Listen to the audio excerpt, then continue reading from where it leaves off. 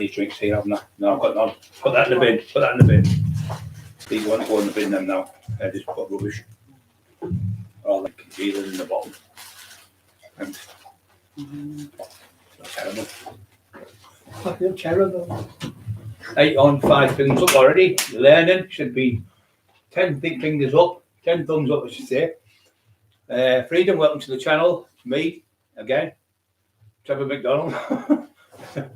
I'm getting browner now. I look. I told you I'd get brown within a week. I've been on 3 times. Bloody Eli slapping all over me with these bull terrier chops. Feeding the bone there. Paul Crosswell, how you doing, my friend? Hi to everyone in the chat. He's saying, Mark Emerson, a legend. Freedom.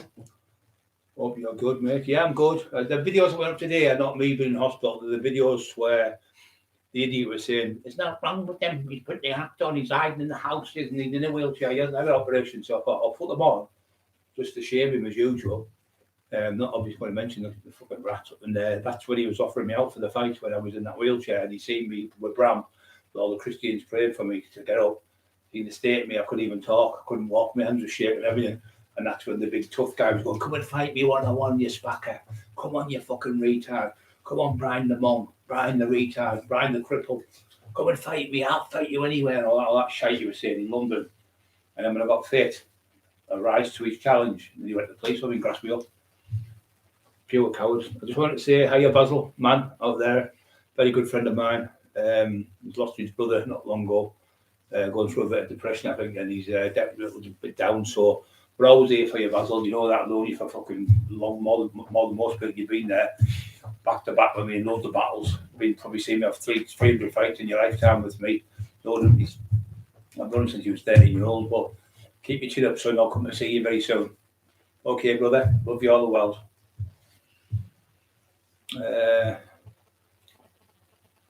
Thanks for being with you.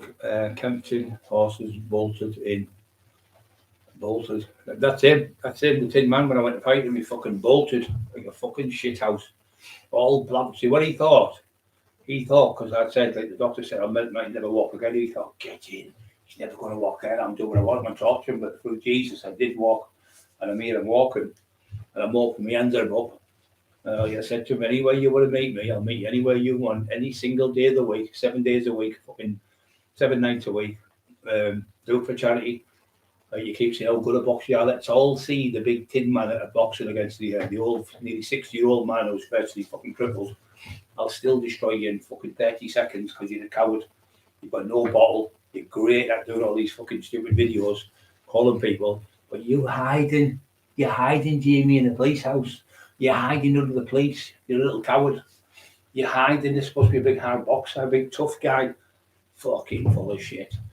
Rich T Biscuit 78. Good evening, right? And everyone in the chat. I was just showing you how bad I was. You were saying I was hiding in the house. No, I was in the house. I've still got the bed now. That's how bad they deemed me. I've still got hospital bed after over 2.5 years downstairs because I had 5 carers in a day. We're coming in. Sorry. 5 carers a day because of my size. I was still heavy and they were having to help me. Emma couldn't do it on her own, but they were having to feed me with fucking to drink the food, so I couldn't really chew it. I couldn't cook my meat up. I couldn't hold a plate. I couldn't hold a knife. Couldn't hold a fork. So my hands were like that on my sides, just shaking all the time because they've taken all my spinal cords, all my nerve endings out with the spinal the spinal column. I think not spinal column, but yeah. What are you fucking talking about here? I can't remember the name of it now. Where your nerves are on. Called spinal, not spinal. I keep saying spinal, it's not that. Oh, I can't think. Where your nerves are on your cord. Spinal cord, that's it, spinal cord. Then they take that out and replace it. They put it with chisel all the calcified bone in between the joints and do it. So that there proves here how bad I was. And then this is when he started offering me out, when he thought he was the big tough guy. But then about 60 people come forward and say, well, I'll fight you, said Brian. Basil was one of them. Basil said, look, I'm nearly 50-year-old. You're a lot younger than me. You're 42 or something. I'm 50, I think Basil was at the time. And he said, I'll fight you 1-to-1, take Brian's place, and we'll put the money to church. Pulled the police on him. Fucking little coward, Steve Shannon. Pulled the police on him. But he offered him out. Everyone offered him out before the police on them. Kev Kilty, Richard Kilty, every one of them offered him out. They've offered 60 people offered him out, and he wouldn't fight none of them. Hid out the way like a little girl. Jane Tracy, top tax man, thank you very much, Jane. Let's see, Biscuit 78. I might bring that out as well. When I get make some money, I might bring them out. Rich T Biscuit 78. They'll go fucking mad, won't they, with this mention the name. Autistic man. What a lovely man he is, him. I love that autistic man. Great person. Nice man. Nice to see all these people on here. They're all nice people. I just want people to know the videos are up now. And not me in hospital recently. They were like 2.5 years ago. But they said to me when I went for the operation, he said, what happened is I had a lot of bad, I was getting a bit of, I thought it was carpal. From this, I had spondylosis from the neck. Spondylosis, my sister's got it, my mum's got it, my brother's got it. I think James got it, I think they've all got it. So I thought it must be in the family. Simon Page, Barry Carr, join that there, Lee Clark, win, lose or draw. When does it go? Yeah. Fucking crank, and he absolute crank. That was him off his head. You know, when I wanted to go to court, I really wanted to get charged me, because there would be minuscule what I've got, but what I can fucking bring to the table for them, for the prosecution. They'll go, what the fuck are you? What's this? You've opened the can of worms here, haven't you? He said, if you come to my house to his wife, he will, if he comes to his house, not like, if I'm coming to see you in the morning, I'll be at your house, 22 Smith Street, I'm going to come in the morning, I'm going to shoot you in the fucking face, or I'm going to kill you in the morning. Now that's a threat, saying you go to somebody's house. He can come on and offer people out and threaten to kill people, like the dog walker. I'm coming around your house in the morning, right in front of your daughters, and I'm going to fucking kill you. Nothing happens to him. And then he phones the police. Oh, they do everything, jumping through fucking hoops for him. They're writing books for him. So when this goes to court, you can all see the fucking pure corruption in Middlesbrough Police. So I got it mixed up, the dates. It isn't 12 months I've been on. It's 12 months next month on the 25th. I've got the dates mixed up because they'll give me a release one, another date when the next meet. When it's coming off the place. So I've got the date mixed up a little bit. So it's going to be, it's nearly a month, nearly a year next month. I think it's 20-something of February, I think I've got next, 2023. So it's coming up next month. So a full month I've had my computer, full 12, 11 months. So I think it's 11 months something. They've had the computers. And as of now, when I phoned them like 2 weeks ago, when he was saying they're coming to your house in the morning, I've got the Crown Prosecution have phoned me and they've spoken to me.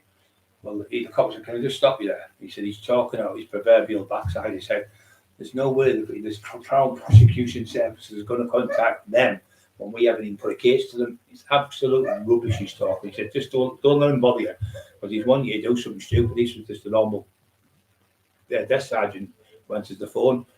He said, no. He said, when the prosecution, I didn't even know this myself, but all the times I've been in trouble, they've changed the law now. So when you get caught and you get nicked, and then the desk sergeant, the one not on the desk where you sit outside, this is the desk sergeant where they sit on and they let you go out. They're higher than the inspectors, and they'll say, right, what evidence have you got? So they'll say, well, I've got this sergeant, I've got a gun, I've got fingerprints, I've got, yeah, CPS, blah, blah, blah, this fax it through to them. They then have 24 hours, that's all they've got to charge you in 24 hours. If they don't charge you in 24 hours, the charges against you have been dropped, or they'll leave it, and then you can't get charged. So once they say they can charge you, it's only the Crown Prosecution Service, which is the CPS, who can charge you. It's the police who charge you for them, but they're the ones who have the last say. Now they can say, when I give them, people are looking at it, don't understand it. So he's put his evidence in with the police. Nothing's happened. So the police have gathered all the evidence what they have, and as of now, the 6 months when I was on bail, when we found nothing whatsoever to charge you with. So then I've been on bail another 5 months coming up now. It's 5 months, 11 months. So they said, we haven't got anything. There's no 32,000 images. So you'd been charged straight away if there was images of children on your phone. Just make it up. Just making them up as it goes on. So we all know that. We all know he's a crank, and we all know he tells lies because we just know. I mean, come on, you take him in the dock, and I say, look, can I have I want him screening now. I want to know that he's compos mentis, not non-compos mentis. Means you're not right in the head. I know he's non-compos mentis. You know he's non-compos mentis. So I want him checking by a psychiatrist before he even gives evidence in that box. Then I also want them given a hair follicle test or some type of test to prove they hasn't had drugs in the last 6 months or so. Now, if he fails any of them tests, cases inadmissible because he's impaired. He's taking drugs. We all know he's on the H. We all know he's on the white stuff. We all know he's on the. I smoke crack and weed, and I can still beat you in the ring. Well, that proves to the judge that you take drugs. We've got that now on video. We've got you offering people out in the street. We've got you having to kill people in the street. We've got you having to burn people's houses down. We've got all the evidence. So what have you got? Me saying, if you come to my house, then he was shape or form towards my wife's violence. I will fight violence with violence, even if I have to fucking kill you on the doorstep, I said. But you never come, so I haven't committed an offence. That was me telling him if he comes. But he never come. So therefore, the solicitor, where he's going with this, to the cops, ring, we can't go anywhere unless he does something. I haven't done anything. You're allowed to speak about something. Malicious communication means is when you're sending a message and you know it's a lie. Sending a message saying, oh, you're sleeping with young boys, for instance, when you're not, or you're sleeping with prostitutes. When it's not, but we know it is. That's not malicious because it's true. And he said that on the Jimmy O show, and he said it on other shows. So we've got that recorded as well for the judge and the jury. But you've got to remember this as well. It's up to the police to find the evidence. And as of now, the police haven't got nothing in 11 months. But they can't keep going forever. It's usually 12 months or just over. They can keep on for 2, 3, 4 years if they want. But what they usually do, there's a backlog in it goes to Weatherby, where the forensics are. Well, the forensics, you've got different fingerprints. You've got your fingerprints, and then you've got the logistic fingerprints while you talk. All of his messages he sends us are off the same thing, and it's the same words. And all the other witnesses, I've got over 30 witnesses willing to go to court for me. Over 30 people I've got, all been bullied, all got the screenshots, all been threatened to bum the dads, bum the mums, bum the kids, bum the dogs. It's the same MO on every single page of every single one. So in the end, they'll look at it. So you've got the logistics fingerprints, which is how you talk. They'll look at it because they're experts. So what they'll do, they'll put in, say, want to bum your dog. It'll come up 600 times. Then the next person's name, Tommy Smith, want to bum your dog 200 times, 300 times. So every person's got the same thing, and it's all from his computers. He thinks he's got away with it. He's stupid white because he thinks he works because he works with Citizen Advice Bureau. He's got to do that. All you do is you take the router from the house, the router out of the house. Every single thing that you put through your router in your house is registered, and that's how the CPS catch them, and that's how the police catch them for the CPS. And that's why it takes so long. So mine's coming up next month will be 12 months. But I don't think it's going to be much longer now. But I really do want them to charge me, because what he's got on me is that daft one thing, and I've admitted to it already. And I spoke to the barrister and went, well, you get us a caution. But Matthew, you're going to go to court for that. You'll probably get a caution. But I'm not taking the caution. I'd rather go to court and get charged. So if I get a caution, I'll look like I won't be able to take the police to court and stuff. So I'm going to court with the police because I'm taking them to court for they threatened me on the night when they come to arrest me. They very well knew that I was poorly because I went there. I'll put the videos up for you tonight if you want. You'll see me go to the police station in a wheelchair with my sister in my bare feet, not my stocking feet. I think I was in my stocking feet because I couldn't walk with shoes because my balance was gone. So I had to go in because he said the lady was about 5'11", really tall policewoman, really nice woman. What are you doing in your stocking feet? I said, I've just done two major reassured me, took the shirt off, showed my back. Well, that looks really nasty, that she said. I said, I was 2 on my back bottom there. It was terrible. Just sit in the wheelchair. I said, no, I'll just come in. And anyway, she said, well, there's no warrant out here. I said, well, he's been telling me this is right. Why have they been charged for this? So he's been sending me a message saying, the police have gone to the CPS, you're getting arrested in the next 24 hours. So Emma was scared because I just got out of hospital. We've been out about a week. So she said, what if they come, I've ever handed in the pulley, you fall down the stairs and you break your neck and you never walk again. And, oh, yeah. Your injuries are horrific if you fall. I've already said, if you fall, it could be a catastrophe, you could die. He said, because if you fall in a certain way in your neck and snap it, your neck's going to snap. He said, so with your body weight.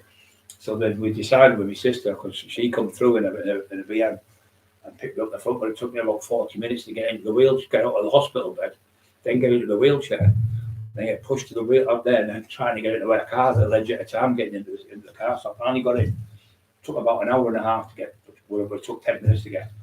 So we got to the police station. I got in there, and the woman, and I'll just have a look around. She said, sit down there if you want. So I sat down. Come back and she went, there's nothing on, there's no warrants whatsoever for you. and there's no case whatsoever. I'm going for you, and there's nothing we're going to be doing. And there's nothing we put on you whatsoever. So it's all just made up. So it's malicious communications against you. That's all it is.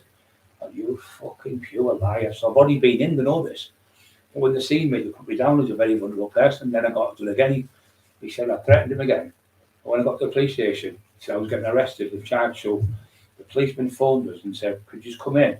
We've got an allegation of malicious communication." So we went to the police station, sat with the policeman. He was from Leeds. He said, "I've just come through you." He said, "I've looked at the stuff." He said, "I've just done a 4-month course on this. So I've rehearsed him with malicious and slanderous allegations. So what do you think of that one?" He said, these books are shit. His books are shit." I said, he said, "Okay. Well, how's that malicious?" He said, "It isn't. That's your opinion." I said, "The next one," I said, "and he can't type. He's not a fake. He's a fake author and he can't type." "That's true. Ask him to type. That's the easy thing to do. Just ask him, go and get him and ask him to type a letter out to you.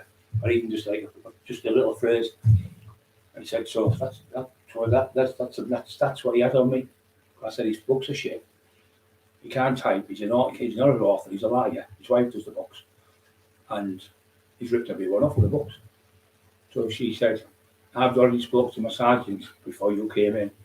I know you're poorly, and I appreciate you coming down." He said, "You didn't have to. We could have come to see you." So he said, "I'm putting you down as a very vulnerable person in a wheelchair. So next time we come out, if anything else, we'll come to you. Or we'll arrange to see you with a doctor or something at your house or whatever. If you're at hospital, we'll come out to see you. So you won't have to come out." They didn't do that, did they? They come 17, 18 handed with all the armed response, surrounded the fucking house. The police were all over the street, all down the right down the road and everything. And the great thing is, I've got all on camera with my cameras on the front, and I've got it all on their camcorders, recorders, the body cams on there. So I said, "Can I go to the toilet?" He went, "No." "What, I can't go to the toilet?" "No, now." He said, "We're going early up there." So I went to the toilet, and I couldn't pee because I've got a large prostate.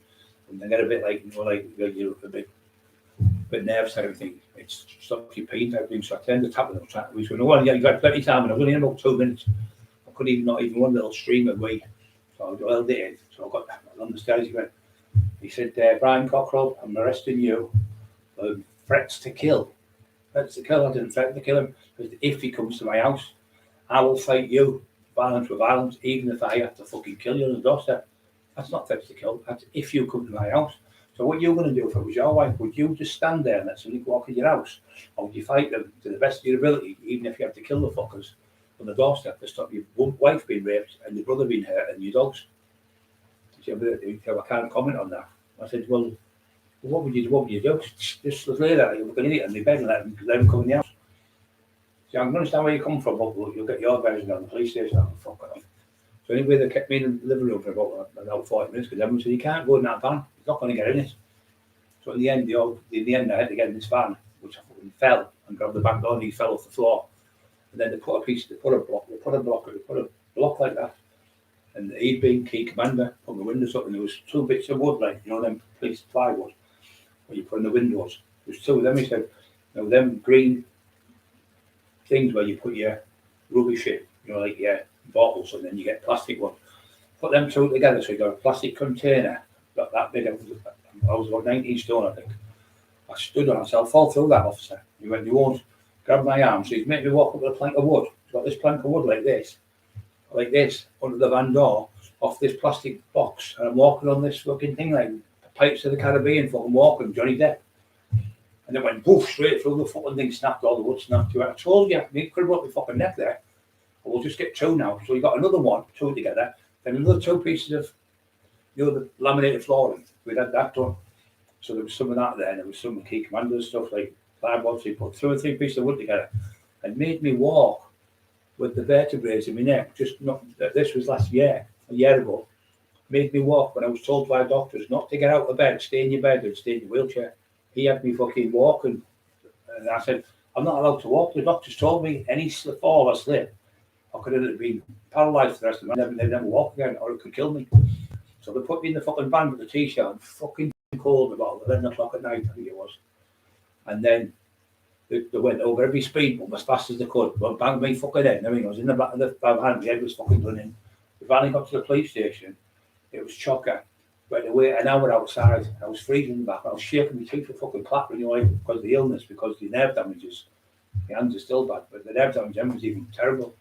And the pain, I didn't know. I'd had my meds. I'd had Oromorph, Tramadol, Nitroxin, Nurofen, and what was the other one? Some type of anti-inflammatory tablets I'd taken as well, or clozapam for my legs. So I was half asleep, like probably 3/4 asleep. And they were interviewing me while I was off my fucking head. And there, so that all that's inadmissible. I've been all on drugs. And then they asked for my medication. I went, oh no, you can't have it. We're not allowed to give you Oromorph in the police station. Then when I spoke to my sister, I said, well, I'm going to garbage. So I was kept in there from 11 o'clock around. They kept me out about 10:30, I think. By the time I went to the police station, it was about 12 o'clock, about 12 after we got in. Waited outside. Then we had to wait in this fucking police room for ages. Everyone was fighting in the room and all fucking stuff. And I finally got in. So I was in the cells from about 10 o'clock they got me till about 8 o'clock at night, half 8 at night, I think it was. They let me go and then I had to wait for a taxi outside for about an hour. And when I come out, I couldn't put my shoes on, so the cop was like, put my shoes on, tie my laces. I couldn't tie my own laces. So it shows you how poorly the bad you shouldn't have been in these. And this fucking scumbag gets CID. When anyone else makes a complaint, you get PCs. So he's got CID on his side now, and obviously we know he's done books with the police. So I can't understand why a man like this is getting away with this. Obviously we know he's a police informant. He's been doing it for about 20 years. But everyone will tell you, Basil offered him out. He fucking shit himself. He's a coward, a little shit house, and he's hiding in the police house. But he keeps coming on every day, talking shit every day. I've got Ray Mallam onto you. So I'll just let you know what's going on here. For the court case, the barrister said just keep mentioning the fucking every time I mention you, just mention it on the air so the cops can go and see it and they'll look at it, because that's what they're doing now. They're watching every single thing. And David, who's the barrister, said, I think they've only got another 6 weeks or so, and they'll kick it, because they can't keep doing this. It's just ridiculous. It's just like torturing you every day. Like, we're getting charged today, and we're getting charged today, and that idiot's coming on. You're getting charged by the police tomorrow, you're getting charged next week. The judge just phoned me at 2 o'clock in the morning. The Crown prosecution phoned me. Ray Mallam's phoned me. Roy Morton's phoned me. It's on fucking twist. Don't forget, push the like button. 61 people on. Oof, that's good. 64 people have been on up to now. Hit the like buttons, guys. Yeah, so I'm still waiting to be charged for attempted murder, threats to kill. But how can you kill someone when you can't fucking walk properly? And then there's the other bit where he's saying, I went to his house and smashed the windows and ran down the street. How can you run down the street when you're in a wheelchair? I would have only been out of hospital about 10 days. So it's physically impossible. I've got doctor's letters off them already. I've got all that from the doctors, got the GP ones. I've got the ones from the Thomas Cook one, and I've got the ones from the North East, all from top surgeons. Physically impossible for Mr. Cockerill to sprint anywhere, even get up and walk anywhere. So all that lies where his wife made up, like he's outside my house with a knife. You know me, I've never carried a knife in my fucking life. I don't need knives, they're my weapons, my hands. I don't need to carry knives. So then he said, I put his windows through and pegged it down the road. Then 2 days later, oh no, it wasn't Brian and Emma, it was someone else. Then they said, me and Emma went to the house with a knife. Emma's never carried a knife in her life. What look, she'll be in trouble for fight with anyone in her life. They've been involved in these fights. The bars. It's got to go. So, did you go to? No, I didn't go up that way, mate. I'll tell you where I did go in Newcastle. I went to the Madison's up there, Madison's nightclub. I went there. Oh fucking hell, was it 1991, 92? I think it was. Went there. 92, 93, 84. I used to go a lot to New Sunderland. I used to go to Sunderland a hell of a lot with Eddie Bjork. Used to get about $20. I used to go up every Saturday and Sunday, Friday, Saturday. And sometimes on Sunday we go for something to eat. I used to live indoors with Eddie, he's a good lad. And Big Brian Lofton up from up there, big lump of a lad, big lovely lad. Stick there and big Stewie. What was his lad's name? I can't remember his lad's name. Big Wayne used to tell us stories, big lad, about 20 feet tall. I used to see him. Bob Raw, he was up there on the weekends. I've got to remember their cities compared to we've only got towns, but their cities where they live. Newcastle and Sunderland cities. Because classmate, yeah, so just got that out there. Peter the Box here, everyone in the chat. Peter the Box, Freedom, hope you good, mate. Yeah, I'm good. What's your think, man? Christopher here, the road to Leyden on YouTube. My kids in shop buying coffee. It's Paddy. I don't know what that means. That buying coffee. It's Paddy. Even Peter, I think same with you. Isabella, same thing. I have seen it artistic man. These things, balloons, artistic man here. Cheers, God. Chester. Getting brown now, Anna. I've only been on it 3 times. Well, tomorrow I'll be brown because it'll come out now. So that's all it was. I wasn't eating properly for about 7 days, and I never was on sunbed for about 2 weeks. 10 days off the sunbed. So as soon as I start training, it flies on me. I'm up to 9 meals a day now, probably 10 tonight. Just been on the sunbed on the shops now. I've got some shopping. And getting out of the house as well is another thing. Getting that fresh air in your lungs and having to run about instead of sitting in the house all the time. That's really good for you, getting that fresh lungs. Even though it's a bit red cold, it's great to get that feeling, that proper freezing cold air breathing in your lungs and out. It's nice. Yeah, so everything's going good. So I put them videos on just to show you I wasn't seriously bad. But what I really put them on for is to show people how bad I really was, and shows you you can come back, because they said I wouldn't walk again. And after the second operation, you'll never train again. You'll never be able to train after this back operation. Well, they've got a day now. I am training. So if I can do it with them multiple fucking operations and complications, terrible it was. Worst pain I've ever had in my life. But it takes a lot of courage to do it as well. You've got to really push yourself. I mean, I was in the hospital. You'll probably have to rest about a week before you get out anyway. I've done my lower back was done. Dr. Asifawari, lovely man from Baghdad, he did it. He went, he said, Brian, he said, it's very strange because you seem to know more about your own body than we do, and we're experts. I said, yeah, but I know my own body. So I told him when I said I've got a slip disc, I've got a bulging disc, and I've definitely got another spinal stenosis, doctor. But we don't think you have. And then another one comes, and then in 12 hours out of the way for an MRI. This doctor comes, she was posh, 27, probably really posh.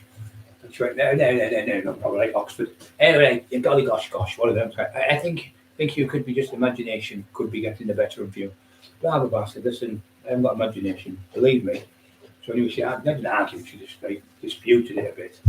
What can we just do it then? If I'm wrong, I'll apologise profusely.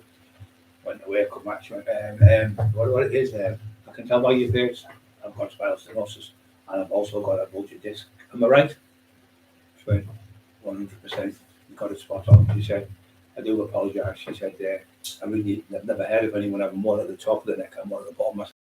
No disrespect to North Tees Hospital, but they should have done a full MRI when they do your back. They should do you from the top of your neck, or from the top of your skull, all the way down to your coccyx, and the whole back should have been X-rayed, and it should have all been MRI and CAT scanned before they even had the operation. So really, that's their fault, not my fault. It's not your fault. It's the hospital. She said, yeah, 100%. She said, I agree. That's what the doctors are saying now. Surely they should have given them a full MRI. They would have saved all that time and effort. I would have saved 2 operations if you'd done the full operation one day. But the second one, they had to put steel. I'll put the you haven't seen them one bits yet. Where the scar is, just fucking steel, 36 steel clips, I think they're called. Well, staples, that's the word, staples. They're fucking huge. So anyway, I've got them in. So I'm in anyway. I'm on the bed. And I've got up to go for a pee. I wanted to pee. I couldn't move. My neck was sore from the other arm. This is 10 weeks later, another fucking operation at like 59-year-old. So I'm on the bed and I need to get paid. I need to go for a week. So I get on the bed. So on the side, right? I was was lucky because they put me in a room near by mouth. And what happened is there was an error. There was a crash on the road, and I was next to going. But mine wasn't life threatening. And they said, oh, look, there's been a crash on the motorway, there's been 5 children. I said, forget about it. So they let that went on. So this happened 5 days, and I had no food for 5 days. So on the 5th day, the machine went beep, beep, beep, beep, beep, beep. And I knew, I could feel I was not dying. Well, I was dying, or the machine was telling me. And he panicked, this Polish nurse.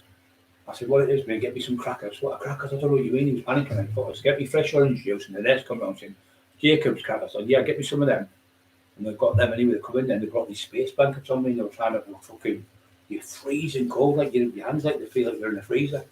So he said, your blood pressure's gone right away. So panicking, I thought I was going to die. Next minute, I went, give me the, anyway, I drank the sugar. The fresh orange juice is full of sugar. I drank that. Get me another fresh orange, please. Shaking like a leaf like this. Now I took like the crackers. So why crackers? Because crackers have got more. Do you know what I'll do with them? No calories. I said, they've got more sugar than anything. Crackers. So if you're down, if you're diabetic, eat any kind of crackers, biscuits, not biscuits, crackers. They're full of sugars, and they raise your blood pressures up. Within about 5 minutes, it's going beep, beep, beep, beep. It's all come back. But how did you know that? Are you trained to be a doctor? And he was like, kept asking all these different questions. So anyway, that other doctor come back. Doctor asked him for he said, you're probably on the day anyway. That did it again. There was another massive fucking something happened somewhere. There was a big crash again somewhere. North Yorkshire, they brought them into that hospital. Where there'd been a massive pile-up on the road. So anyway, it was five days out of the wait. On the 5th day, like I said, they got me in and took me down the thing and the operating table. And the operator got me in there, so I got it done. So that was the lower back was L4 and L5 there to raise my lower back. So I couldn't fucking hardly move. My back was tight as a drum. So I'm like that. I'm trying to move like this on the bed, so I thought, get my leg over there. That's not terrible to get your leg over. Get my leg over the bed and get down on the floor. So I thought, push me, use your left leg stronger. And I was holding like on the bed, so I was using the bed to get round, like an obstacle course. So the bed, when you've got that bit, you pull the leg down. I was holding that to walk along there, and then I got to the windowsill. So I walked on the windowsill, and then I got to the door. How did I get to the door? So then there was a cupboard, I held the cupboard, and I got the door handle, and I was like that on the door, fucking nearly fell over. And then all of a sudden, she went, what are you doing? Because the noise started going beep, beep, beep on the machine, so I must have pulled it out. Anyway, I walked another step. She went, stop! Screamed at me, this nurse. And I didn't know. There was another another 6 stitches in my back, like staples. And they were at the very, very bottom of my back. Not at the top, couldn't feel it because the staples were at the bottom. But they put another, it was a drain, not to drain the thick blood and everything in the bottom.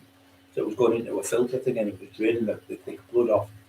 And I pulled it and it snapped, pulled all the fucking staples out. She went, you pulled all the staples. She'd go back with me. I felt terrible. I was like, fucking nearly crying, I'll tell you the truth. She shouted and bawled at me. I'm fucking agony pain. I'm dying for the piss and everything.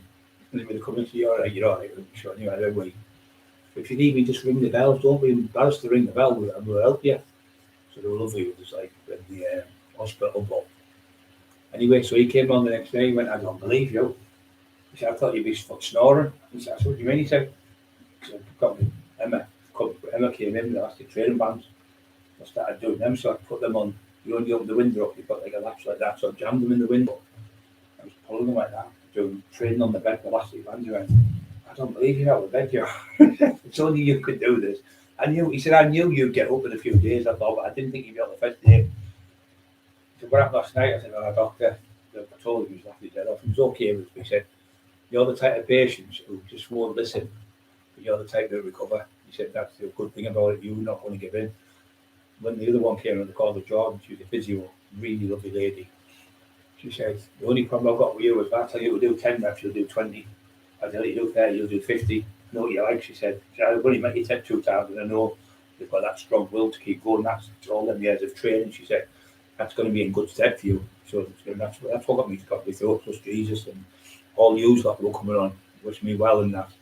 From all over the world, people from America, Australia, everywhere. It was marvellous. And then I just like to say Cockerill, he's a dog. He was an English Bull Terrier. Kyl, I think he was called Kale, and his dad's obviously from, I think it was Wales. Lovely man, and he'd come on it went, "You get well soon, taxman," I think it said. And I had tears running down my face off the dog, and I did. I was like, no, with joy, tears of joy. And I seen Kale with the thing, "We love you, taxman," like on there, and he's just passed away the other day. It fucking really upset me, upset a pen a lot, because we only got through Carl, we only got Kale, I think he was called. We only got Kale because of Kale and his dad giving us that love and strength, and that kept me going. And he kept sending messages all the time saying, "Happy birthday, taxman." He'd have it around his neck like a little tag like that. It would say, "Taxman, we love you," and all that type of thing. It was like dead, no, touched me by the heart. And I was animals. I started crying on the bed. Look, I'd seen him, and every time he'd show me him, I'd remember how bad I was, and he helped me get back out of that bed. That was one of the reasons I got it, because of that dog. And then later on, that's why we bought the bull terrier. Eli, we've got Eli. He's a lovely man as well, just as I say. From down, I think he's from the bottom of Wales somewhere. Yeah, it's sad. And I know Paddy Maloney, yeah. I know Paddy well, really well, from Grove Hill near Basel. Yeah. I like old docs. I like the old docs, yeah. Mate, hope you're all as well. Yeah, autistic man, I hope you're all as well, mate. The box, dogs are good. Dogs are good. Now, did you know? Yeah, I've got, yes, mentioned there. The borough, it's B-O. Borough, B-O-R-R-O-Y. Borough, B-O-R-R-O. Borough, that's how to spell it.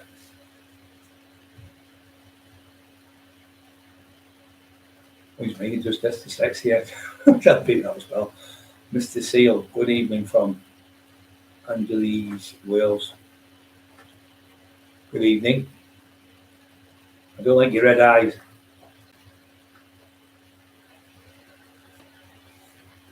And Smiler.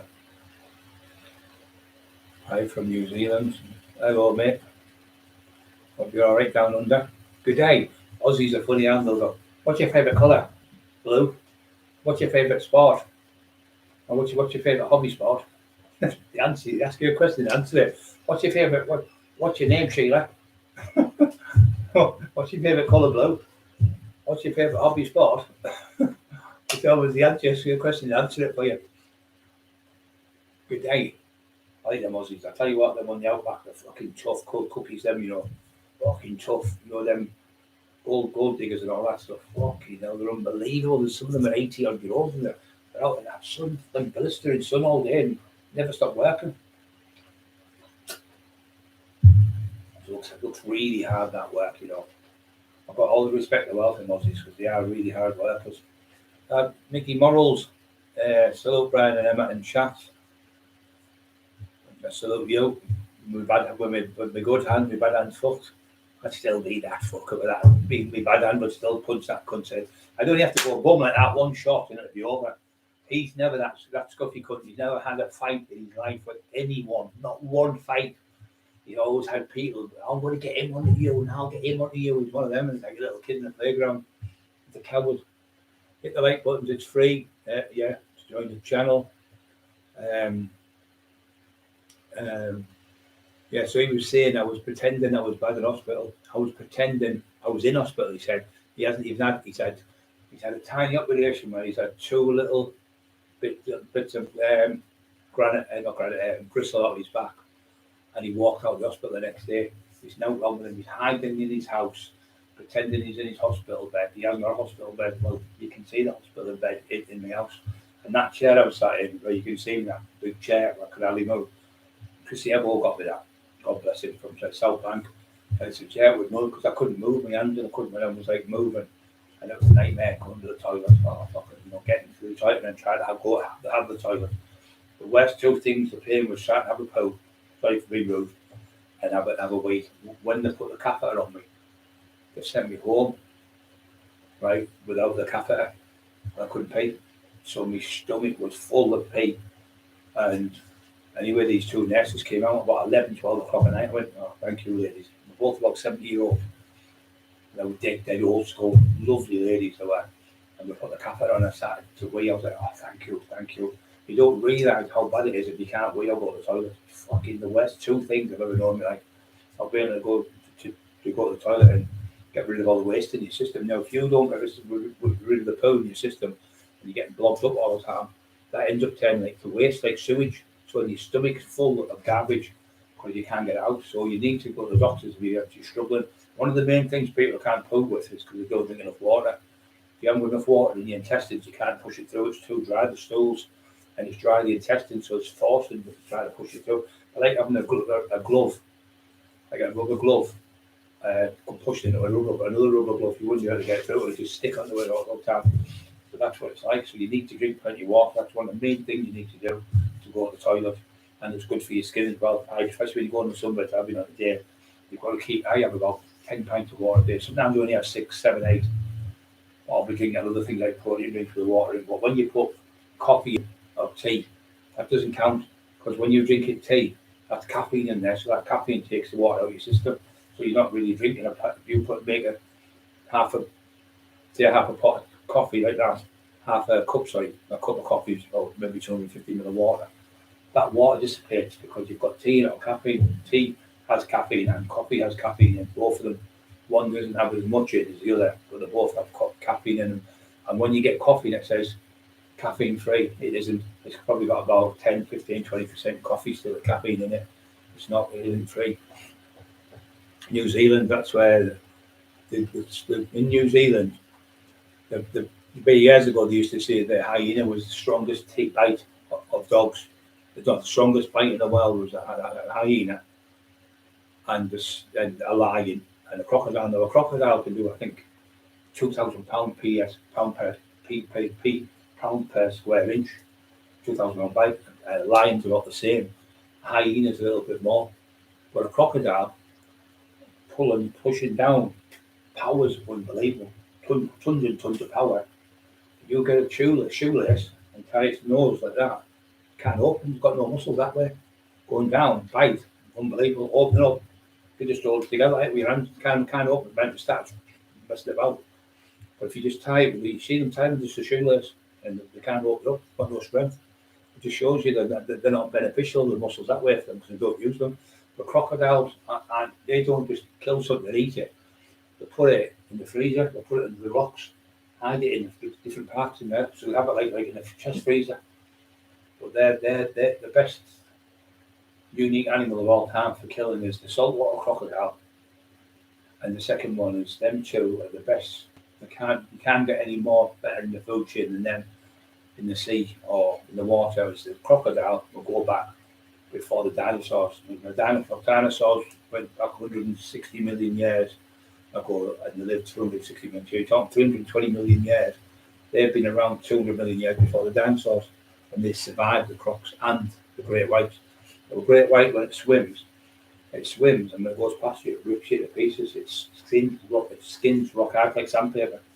And its eyes go back on its head. It's like some dogs do that. The eyes go back on the head so when they bite, they don't lose their eyes or get blinded.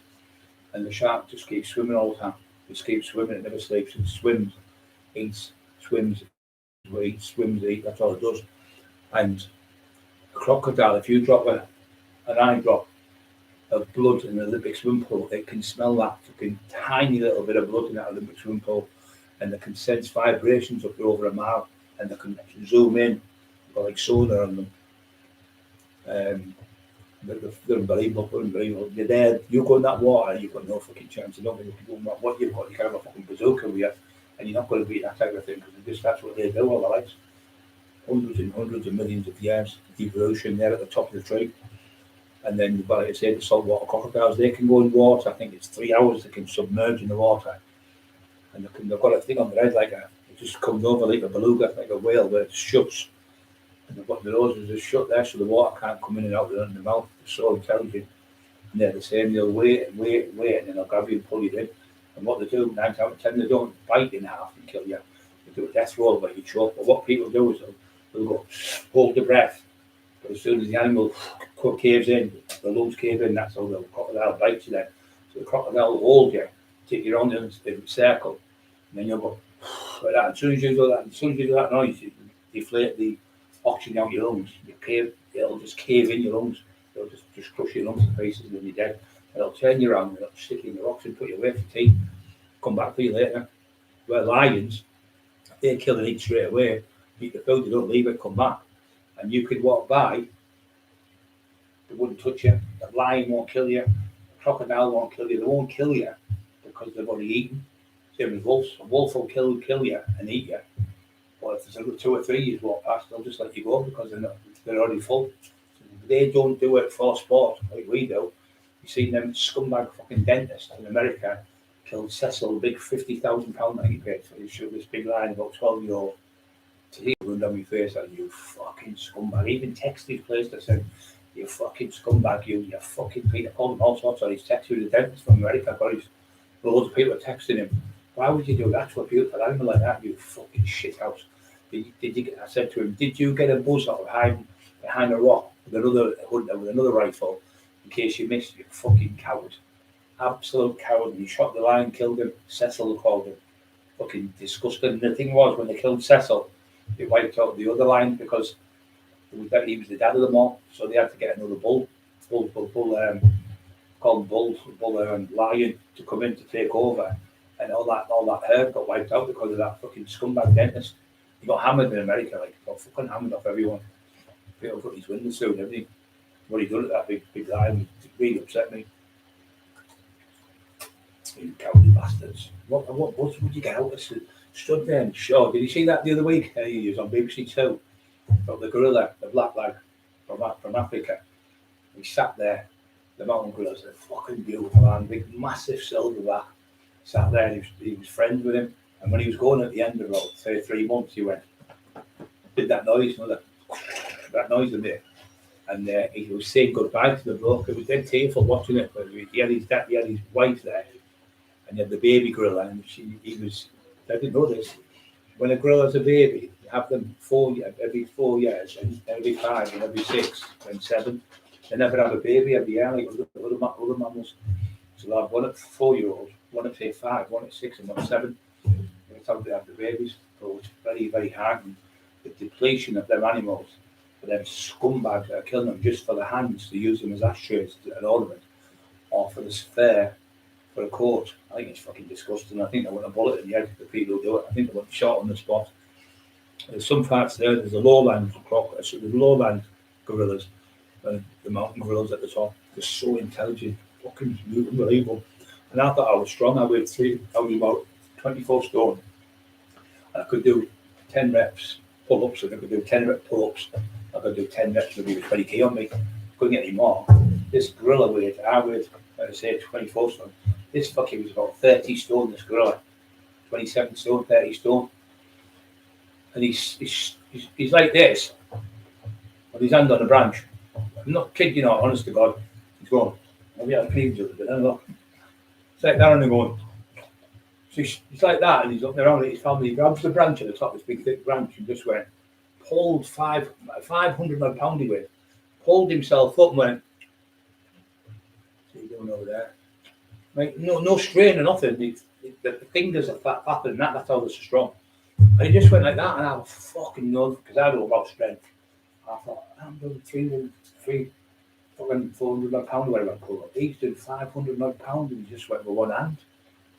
You try any years in the world, try and pull yourself up with one hand, even 12, 13 stone man, you couldn't do it. And he's doing it in the sun, boiling hot. And going, just eating a banana, and like looking around to see what's going on in the world. Like, as if you look out the window, the kids play, and I couldn't believe the strength of them. And I realised then how fucking strong they are. But I reckon they could bench fucking about fucking 900 pound, 1100 pound or something, with ridiculous weights. But they've done tests with that, with lions and the bike things, with the bikes. They've done tests with them, but not with gorillas. But I reckon they could probably squat. They could bench over 800 pound, which is fucking phenomenal. We just want Cockerill. Said Ronnie. Just when I cried when I seen him in the hospital, Yeah. Everybody else just get me fit, didn't you? Got me back off me. That's how we got Eli, wasn't it? That's what I just said to them all. I said, I brought me out the other day when we found out he passed away. Absolutely good. Kills you in the walk. I know. My scrappy went, it still kills me now. I had to put that thing on Emma last night. I said, put that on the scrappy on. And when I watched it, the tears going in my face. You just love them, don't you? Because the babies, aren't they? That's before Anthony, right? Hey? Before Anthony update and see if it's alright. Yeah. What's his name, Anthony? Yeah, that was. Getting sad. Just like who's moved there, the other one too. But the other one down the animals in the family. Brian, being a bit of random question, mate. Did you eat much fish and eating loads of mackerel oil, olive oil and more? Yeah, they're good, but I eat maybe 3 times a week. I wouldn't eat them every single day. I probably eat 3 times a week. You want mackerels are really good because they're oily. They're good, really good because you need them for your body. They're really good for the body, and they're really good to digest. But you can't eat too much tuna.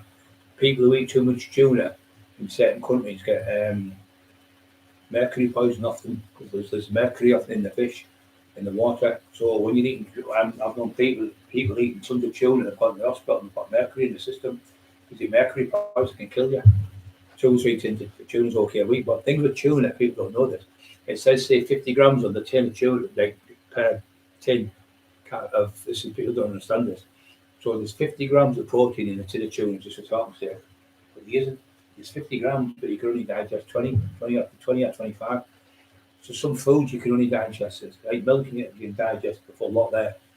Milk and eggs are the most abundance in proteins. But fish, you need fish, yeah, especially fatty fish. They're brilliant. Really, really good for the brain, feed the brain. Really good for your mind. But yeah, they are good for fish. Yeah, 2 or 3 times a week, Mark, is great for you. I used to have, like I say, tuna. Another day, I like cod meat. I like cod. I like it out of the fish shop with cod. I'll get like a cod. I'll have half in the morning, half on the 10 or 12 o'clock, and I'll have another half later. I'll 2 o'clock just reheat it up again. But you can't heat the chips up, they always taste fucking rotten, don't they? But I like just getting the fish and having a few chips with it in the morning, 10 o'clock or something. I'll have a breakfast at 8 and I'll have that, and I'll have another fish. And then the night time I might have I like having a pot of noodles as well because you need the carb. When I finish training, I get the pot. I have my protein drinks every day. But before the training, I'll have a pot of noodle about an hour and a half before.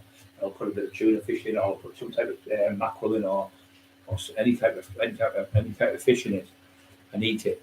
Whack that down because you need them carbohydrates as well to give you sugars in your body.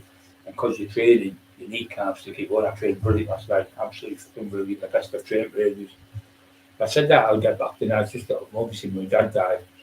And sat there Christmas fucking day. I had 2 spoonfuls of me then that were beautiful. And I threw it down the toilet because I couldn't eat it. I didn't want to know I threw it down the toilet. Because I didn't want to upset them, but there was nothing to do with the food, I just couldn't eat. McMorrels, are you okay? Pinky? Everything's good, hope everyone. Freedom, thanks, that classic.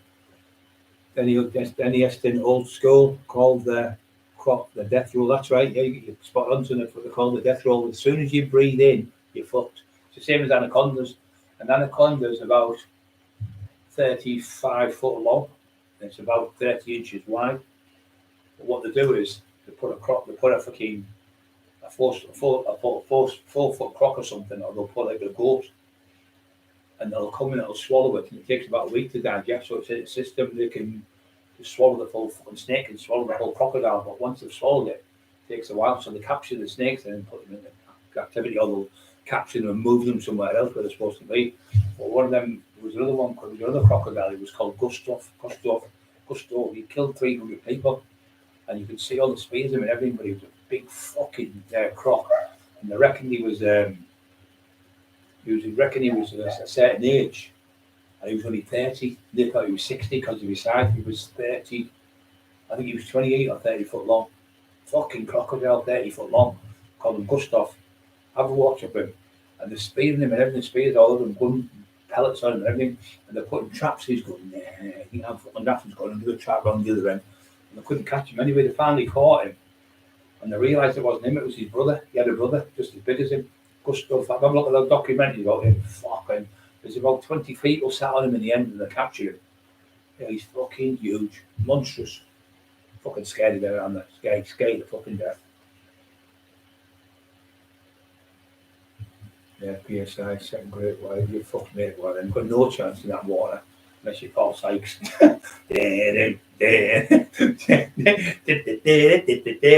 Punch a fucking great white in the fucking ear.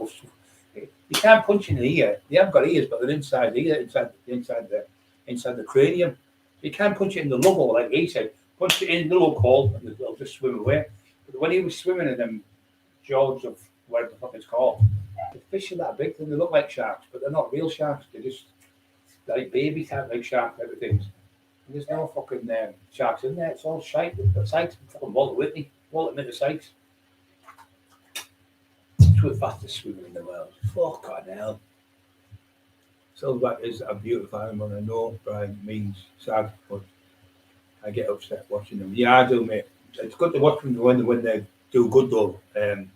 That one, Chad Wesley, that one, he did really good that line with the documentary because he helped them and he went away and his I think it was his great granddad was not a hunter, he helped the gorillas in that area. He's this lad, he had 2 daughters and about 4 or 5 foot like lads would Kalashnikovs to look after the gorillas. I mean, to shoot them for a hand or to shoot a silver, to put them big fucking grizzly bears or them big type of bears, the black bears, what the Chinese do. It's fucking disgusting. They shouldn't be allowed to do it. So they put them in a cage and then they put a tube in the back and they take the bile out of the tube and they're there all day and you see them doing like the same thing. They lick the wall or bang their head on the wall, so they'll do that because their heads are fried. They're locked in there all day. I've seen 2 the other week. The first time they've been out in captivity for 11 years. The other ones I've seen 9 years they've been in captivity. They hadn't seen each other for 9 years, these 2 bears, and they knew they were brothers. And as soon as they seen each other, they ran to each other, cuddle each other. You've got tears in your eyes. If you've got a heart, you've got tears when you see things like that. It really fucking upsets me. But I love it when you see them going to a nice home and get back. Yeah, trophy hunting. And I'd love to take them cunts in the ring with me or in a fucking battleground with me. Come on, big fucking man. Let's see how good you are now without a gun. You fucking coward. Timmy B, I hope you were alright. I'm worried about you. The trophy hunting coach and cook. Yeah, I fucking hate the cunts. Absolutely. I don't hate anyone, but I fucking hate them. And I see them great, beautiful, big fucking elephants. Beautiful, fucking biggest land animal on the planet. And it's there, and they're shooting it just for a tusk. It really fucking grinds on me. Just for a tusk for so-called fucking backward people thinking, oh, it's an aphrodisiac. Or they'll kill a tiger for the things that in the testicles and the tail. The tigers really, they'll cut it off and then they'll eat it and thinks it gives them virility and fucking makes them younger. They're fucking backwards, honestly, fucking backwards. They should be allowed to do it. It should be some like the UN should come in and say, you're not fucking doing that to these animals. And then them fucking poor little pangolins, they take them. I love them pangolins, little tiny fucking like dinosaurs look like. They've been around before the dinosaurs, millions of years before them. They're the most hunted animal on the planet. And they take them for the little bits of little armadillos. They take them for the scales and I think they make them into some type of medicine. Fucking disgusting. And they do the same with them fucking beautiful orangutans. Lovely. Gorgeous orangutans. I love all animals. I do. God put them animals on this earth before us. We weren't in fucking here first. The animals were before us, well before us. And what have we done since we could have destroyed the fucking world? Destroyed fucking space. Destroyed the fucking atmosphere. They're now going to go to Mars and destroy that planet. Everywhere man goes, they destroy everything. They can't help themselves. They're just the same as the buffaloes, they wipe them out. They hunted them. The Indians used to hunt them. In India, in the Red Indians, there was 5 million Red Indians when the white people settlers went over there. But in 5 years, there was 250,000. They were giving them they were giving them blankets with smallpox on and letting them die with smallpox. How fucking evil is that? And they killed 470,000 Indians in 5 years. That was pure genocide. People going about other things. It's terrible what they've done, people. Just so they could kill the buffaloes as well. And they killed all them buffaloes, like they're wrong. But if you fish so much fish, then they promise themselves, if you fish non-stop, they'll take the fish out of the water, there'll be no fish left for the next generation. And that's what men do. They do that. Same as the seals, when they kill all them seals. They kill that many seals, they kill that many whales and things. There's going to be that left in the future. But I don't agree with them bringing mammoths back to life from them woolly mammoths back to life. Because for all we know, they could have a massive dormant gene in them where they could give you a virus. You could wipe the whole fucking world out. They just had another one not long ago. I found it fucking on the bench. It was 35 million years old virus they found in somewhere in Africa. Why would you bring something 35 million years old to life that could fucking wipe out the planet? This is how mental they fucking are. Leave fucking sleep dogs die. If it was meant to die, then leave it. Don't bring the mammoths back. We couldn't have died out. They weren't supposed to be here. That's what's happened. They weren't clever enough to survive it. They died with the ice age. You don't bring things back that have died from fucking millions of years ago. It's like I said, they could have a virus. But them ancestors might have had the built-in fucking immune system to stop it hurting them. What if they've got a virus that gives to us and wipes us out like a COVID type virus? They just don't fucking think, do they? They're fucking, it's the Chinese again. Someone's doing it. They're getting elk baby, they're getting a mummy elephant and putting the DNA out of a walrus, mammoth in, and they're trying to splice them together so they've got bringing back a mammoth from an elephant. They'll do it in the next 5 years. For what? What reason? They're about 14 foot high. Where the fuck's that going to walk around a fucking mammoth? Crackers. Just mental. All that money they could be using for like cure cancer, help people who are suffering, help people pay the fucking mortgages, you fucking scumbags. Fucking disgusting. Everywhere I live here, the house is going for sale. I'll be going up next year or so.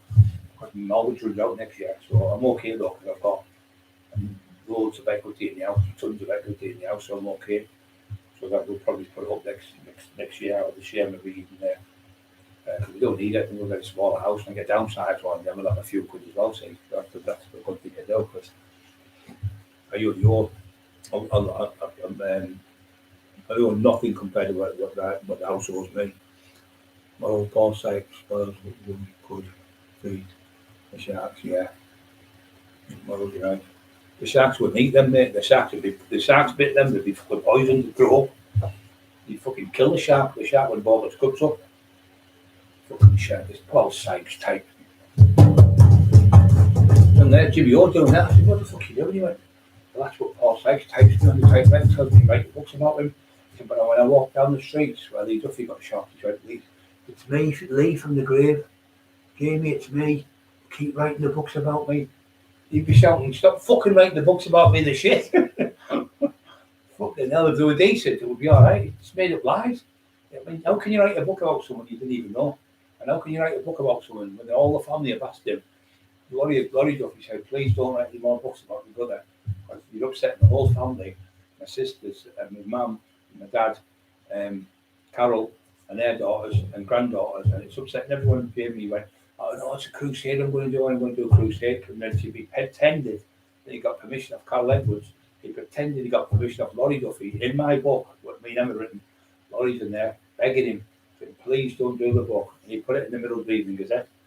It's, I'll tell you what I'll put it up for you to read. Emma will put it up for you to read. It's fucking sad. And he ended up dying not long after because he was dying of cancer. He said, don't do this book. I'm dying. I haven't got long to go. He promised he wouldn't do it. And then he went ahead with the book, done the book, did another book. And it was all lies. And then he was doing the documentary.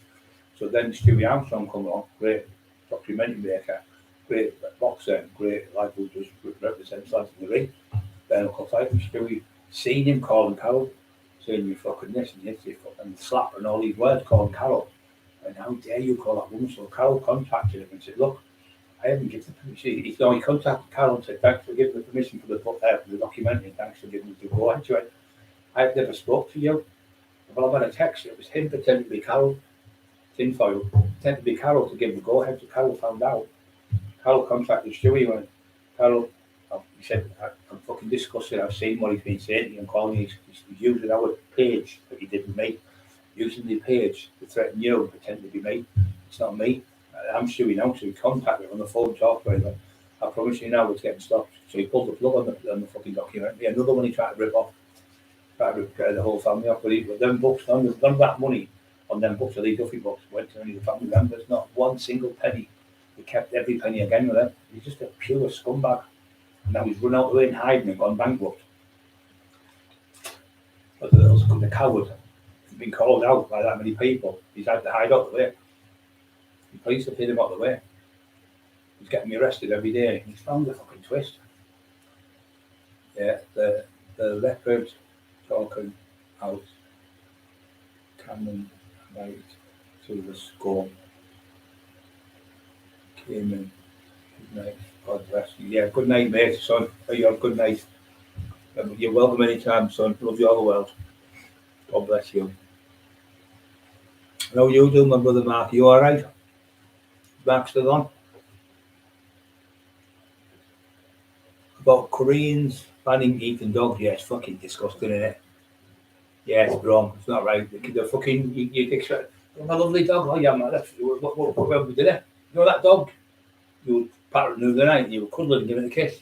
That's what you'd eat now. You'd throw your fucking guts. I'd throw up all over the table, mate. I'd drag him by the end, punch him in the fucking jaw. Get up your cunt. I couldn't do it. Imagine having your like Eli now. Remember what's that? Love that meat. It's Eli meat. He's fucking murderer. You wouldn't do it, would you? You just don't forget to push like buttons, guys. 41 on, 37 with the thumbs up. Just like to try and get over 60 thumbs up on the lives. And then later on, probably go to 100.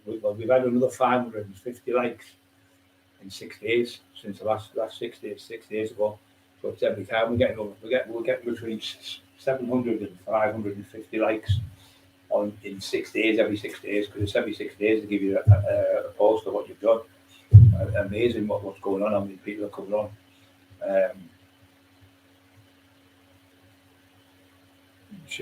Yes, we had another fucking baby rhinos.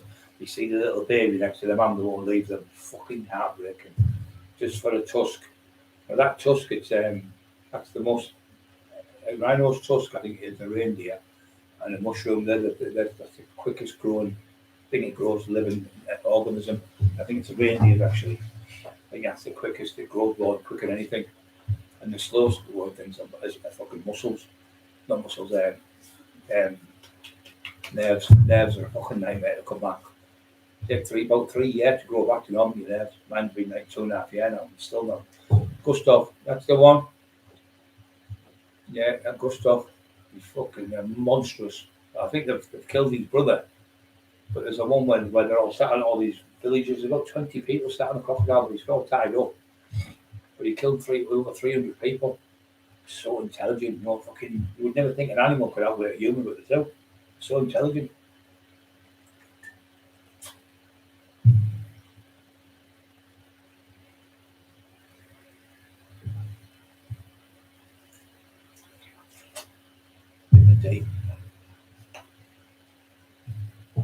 That's all down at them, just them, vitamin D.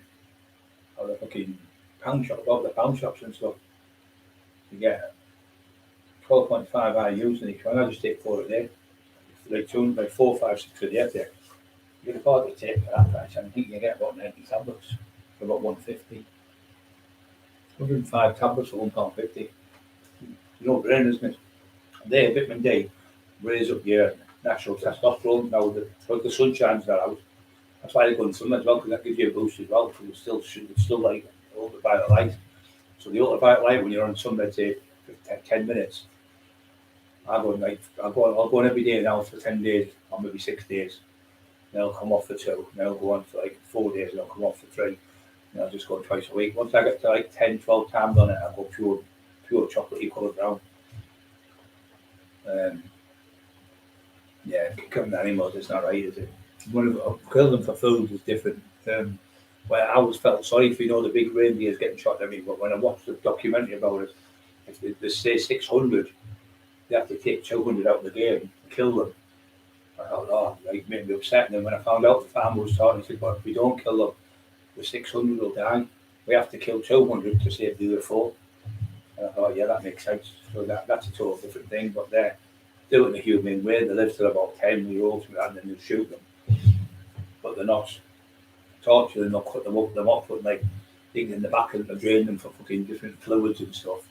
Like the bears they do, and the big polar bears and things like that, fucking torturing them. and they have them in captivity and dancing bears and all that. I think in India they used to have dancing elephants in this fucking country. Got it one day. The elephants all attacked. One elephant went fucking berserk and killed about 5 of them. Do you know how an elephant kills you?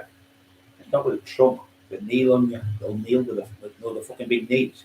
Just one knee, they'll kneel and crush it to pieces, or they'll stamp on you with a face. They won't stamp like that. They'll walk on you. They're really fucking hell. They weigh 12 ton. Some are 14, some are 13, 14 ton. I think they're about fucking 7 or 8 foot tall. Something fucking ridiculous. These are bull elephants, monstrous. Them leopards are really fast. Not as big as obviously the tiger. The tiger is the biggest cat in the world. People don't know the tiger. It's the Siberian tiger. It's the biggest one. It's about 650 fucking pounds in weight. 600, double what I weighed. Fucking double. And then they've got them fucking. What happened one day? There was a polar bear escaped in the zoo and got out there. Went for the tiger. The tiger just went poof. One swipe, slit it right across its throat. Fucking got that long, the claws on it, right through, ripped it wide open. Just fell on the floor. The polar bear dead. It went in the water. There was blood everywhere. One fucking swipe for like polar bears, and they're just got penguins and things on. So not really. Oh yeah, Grace lady, lovely lady she is there. She's a legend. Hybrid people. Hey, what about hybrids? Hybrid. Have you ever seen a ligra? Fucking huge. The biggest animals go on these. Then there's a tiger, where a ligra is. It's a lion crossed with a tiger. So it's called a ligra. Type it in, have a look at the fucking. They're about 4 times bigger than a normal lion. But they reckon they wouldn't live in the wild because they're not good enough to hunt because they're too big. They're just monstrous. I think they're about fucking. I think a normal tiger is about 6 foot long, and then it's got its tail about 10 foot. These are about 15 foot. They're about 3 times as big as a. So it's a cross between a tiger and a lion. There's a ligra. That's a lion. You can see more lion in it than the tiger. The other one's called a tiger. You think I'm fucking mental? Don't you? Going, fuck off, man. You're making this up. At back Emerson laughing. It's fucking making this up here. Have a check. I'm there while I'm on here. Have a look. Have a quick look. See if I'm bullshitting this. The biggest animals on the planet. You can't get anything bigger than them. They're bigger than like crocodiles. They're bigger than fucking anything. Monstrous size. And you see it. There's a woman feeding a bottle. She's on a step ladder, which is about 10, 12 feet in the air, with a big fucking bottle feeding it. And it's like big baby it is. Fucking beautiful. But there's not one. There's loads. They've got tigers, ligras. I think they've got one with a white lion and another lion. I can't remember what it's called now. Across them, the hybrids are called tiger and ligra. Fucking Brian, you're making these up. He's saying. Honey, have a look. Am I right? Has anyone had a look? Check it out. They're called ligra, Liger, I think it is, and a tiger. The hybrid animals. I tell you who said them. You know that lion man in Australia I think it was in America. No, I think it was in Africa. South Africa. And used to have all the animals. Like, you got them took off of him, for mistreating the animals. He got saved loads of animals. He's the lion man. He's a lion man. I think that was the tune. You being cat man. He didn't really racing lady enjoying the dancing. You've been dancing, racing lady? Oh, you've been watching it? Yeah, I'm good, love. I'm really good. Hope you were okay. Mr. Pete, he sneaked in. Mr. Pete's in. He's in the show. Mr. Pete, son, I hope you're all right. Love you all the world, son. Me be, I'm over the world. He's come on and fucking really sick about me. You know, you have that horrible feeling about someone in your head. I mean, I'm not about me sister-in-law, Julia. I just know there's something wrong with her. Not bad. I think she's maybe suffering with her mental health or something like that. I just got a horrible feel. I said Emma twice today. And she's popped in my head. And to me being the night, I was just sat there. Before the morning, sometimes I'll wake up and that idiot was going, my mate could fight you out. Fuck off, delete. Fucking idiot. Anyway, I seen somebody called someone B. I went, well, not Jimmy B. I haven't seen it for ages. And all of a sudden I got this horrible feeling. I hope he's all right. Then it kept coming on up and went fall asleep at 4 o'clock, then 5 o'clock woke up. And again I thought I'm gonna pull it, I see if anyone's seen him. Then he just fucking turned up. I did it to every day. I usually get like 2 milks because I've got a little fridge in the bedroom. So I stay upstairs most of the time. Emma comes upstairs and watches the film that with us and so. But I've got like the little fridge up there. I've got the weight room, my weights in. I've got the other room with the bikes in and the steppers and all that stuff. So I've got all these stuff upstairs. That's why we're going to get a smaller house, because we're going to get a smaller house, I think, next year, because it's too big. We've got like fucking 4 bedrooms and just standing still with no one in them, you know what I mean? So it costs a fortune to keep the house warmer as well. So if you get like say a 2 or 3 bedroom house, it's a lot less money, and it's going to be a lot less to clean up and things like that for the dogs. And it's I'm going to get a place back for the dogs in the back garden, so we can play in the back garden most of the day. And do that, you know, if we ever go out, we'll put the dogs in the back garden. And there's full of kids there, there's a cat over there, he's a cunt. I don't like anything getting there, but Eli, he's fucking went for Eli about 4 times, really nasty, all his face. So Eli went for the other day, it fucking shit itself. And goodbye, son, goodbye, don't let a fucking putty cat get you. Anyway, the wolf, as soon as he fucking sees it, because it went for Eli, boom, being a wolf, that's what I can, they fucking Alsatians. Straight away, the fucking cat went up the tree. This is a funny story. So I'm looking out the window. This fucking cat, it was massive. It was the biggest cat I've ever seen. It was huge. All tailed all over, like it had about fucking 1,000 fights. Anyway, Scrappy stood there. Scrappy fucking hated cats. He hated them. He chased them on the road. Chased about 20 of them. He wasn't nasty with them. So anyway, this cat's going, all that shit. And Scrappy, not a fucking warm bit of fear them Makitas. So I stood there about 10 stories I think at the time. Stood there and went, and then all that. So anyway, the next minute, it jumped off the tree. And anyway, he grabbed it. Scrappy jumped up and caught it. It jumped off the tree onto the next branch, but he jumped and caught it, and he was fucking huge, wasn't he, Scrappy? When he stood up, he was about up to there, and up to her mouth. And with his nose, he'd be up to there on her head. He's over 5 foot in height.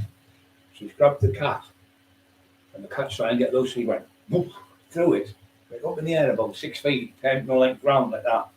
And come back down and caught the cat again. And it got loose, and it run and jumped up the tree again this time. Anyway, this time it fell again, and it got out. So it run across the fucking back fence and on the roof. There's a garage roof next door. Well, like they've got the garage that side of the roof. You can see it from when I'm on the back bedroom window. So about 6 weeks later, I went, Emma said, look at this. There's a fucking cat come, the normal cat, the big horrible one, but the big ginger one. Two of them on the fucking roof. Scrappy's in the back behind like that. Because he used to sit on there like the Lion King on the because there's a seat we've got on there. He used to sit like that, like the Lion King. And he used to like majestic because he was massive. All his hair used to blow. You could see him like all his hair blow like below them films. You see him like the king of the jungle. And then these 2 cats have come to have a go at them. You must say, "Oh, we've had a fight with the cunts." So they've come back. Well, give them the due. They come back, and even the children are coming across them. So I went, Emma, come here, quick. Whoever comes and looks, stand back so I can't say. Cats. Anyway, they go on. When one cat's talking at that cat, and that cat's talking at that, I just say, oh, what the cunts, we'll get him. You get that side, you flank him, and all. You could see, me, I could feel what they were doing. And the Scrappy went, woo! And the both of them fucking scattered like fuck. Their asses completely went. Me there were pissing ourselves. I wish we had that on camera. It was fucking hilarious. Scrappy just went, woo! Because you had that massive bark in your keepers. You fucking shit yourself when you back. Now, when we had Scrappy, no one dared come to this house.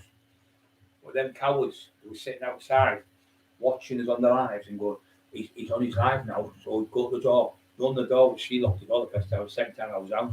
The third time I was out, they fucking ran away, the shit bags. Then they came on the motorbike because they knew I was coming out every time then. Their asses went to fucking shit themselves. So, yeah, we had Scrappy. Scrappy would have just went straight for them.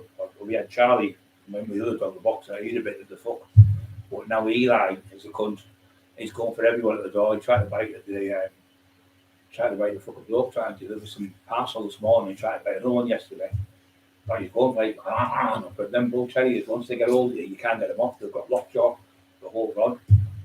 Fucking hilarious he is. The thieving bastards, them bull terriers, you know. I'm not joking. The fucking thieving bastards.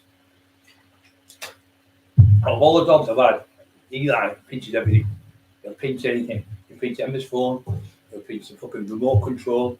He'll He pinches. When he stole a banana out of his hand today, pinched it and ran off with the banana and that's it. He eats the full skin. I get worried in case he can't digest it. He eats the full skin, pinches it over the banana. He's obsessed with lighters as well. He pinches them. They walk around now.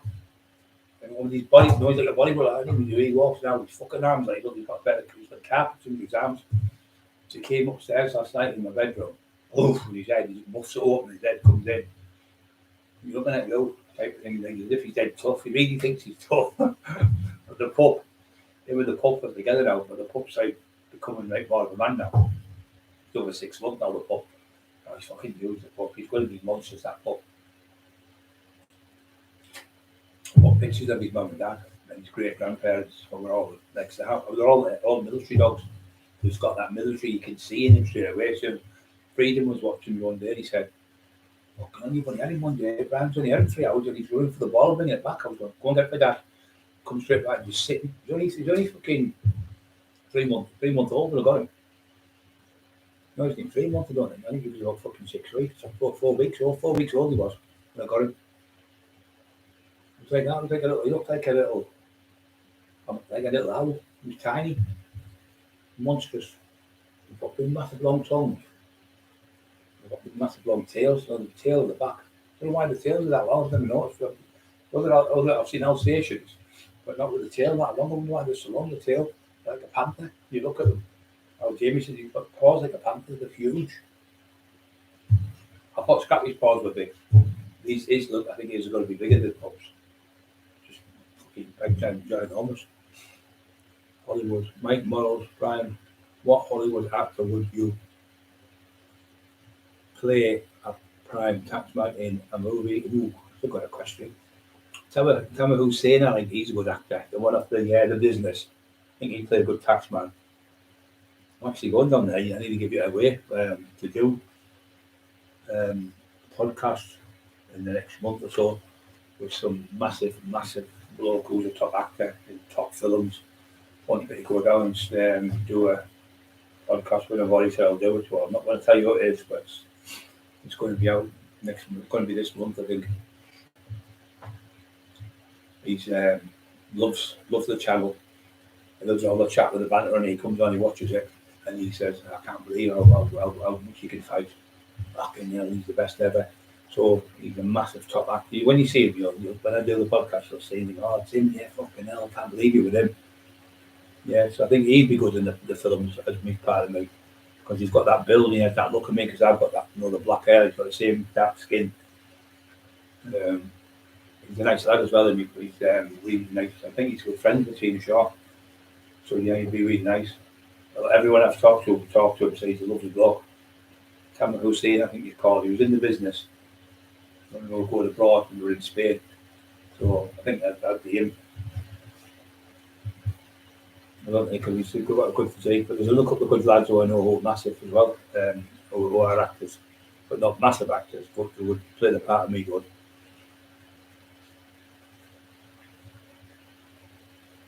I was fucking freezing, mate, innit? 3 wives, 5 bed. 3 wives, 5 beds. What's that mean? I don't understand it. It's just over 3 wives, 5 beds. I'm lost, mate. Fucking bang off. I never slept. I was snoring all fucking night on my head was battered. Even the dog woke up and went, and he stared at him because he couldn't sleep, me neither. So he went out there and banged his fucking door open, went in the room, jumped out the bed and fucking come back out. And then come back in mine and shut the door and looked at me. As you can see, I've told him. He's fucking clever as fuck, that dog. He's so fucking funny. He just looks at you like that and you look right through his eyes. You can't con him. Other dogs you can't con Eli, he knows. They're so intelligent, they're both terriers. The Alsatians are as well. Loads of dogs are intelligent, but you get obviously slow ones. Duke eat a large, really greedy.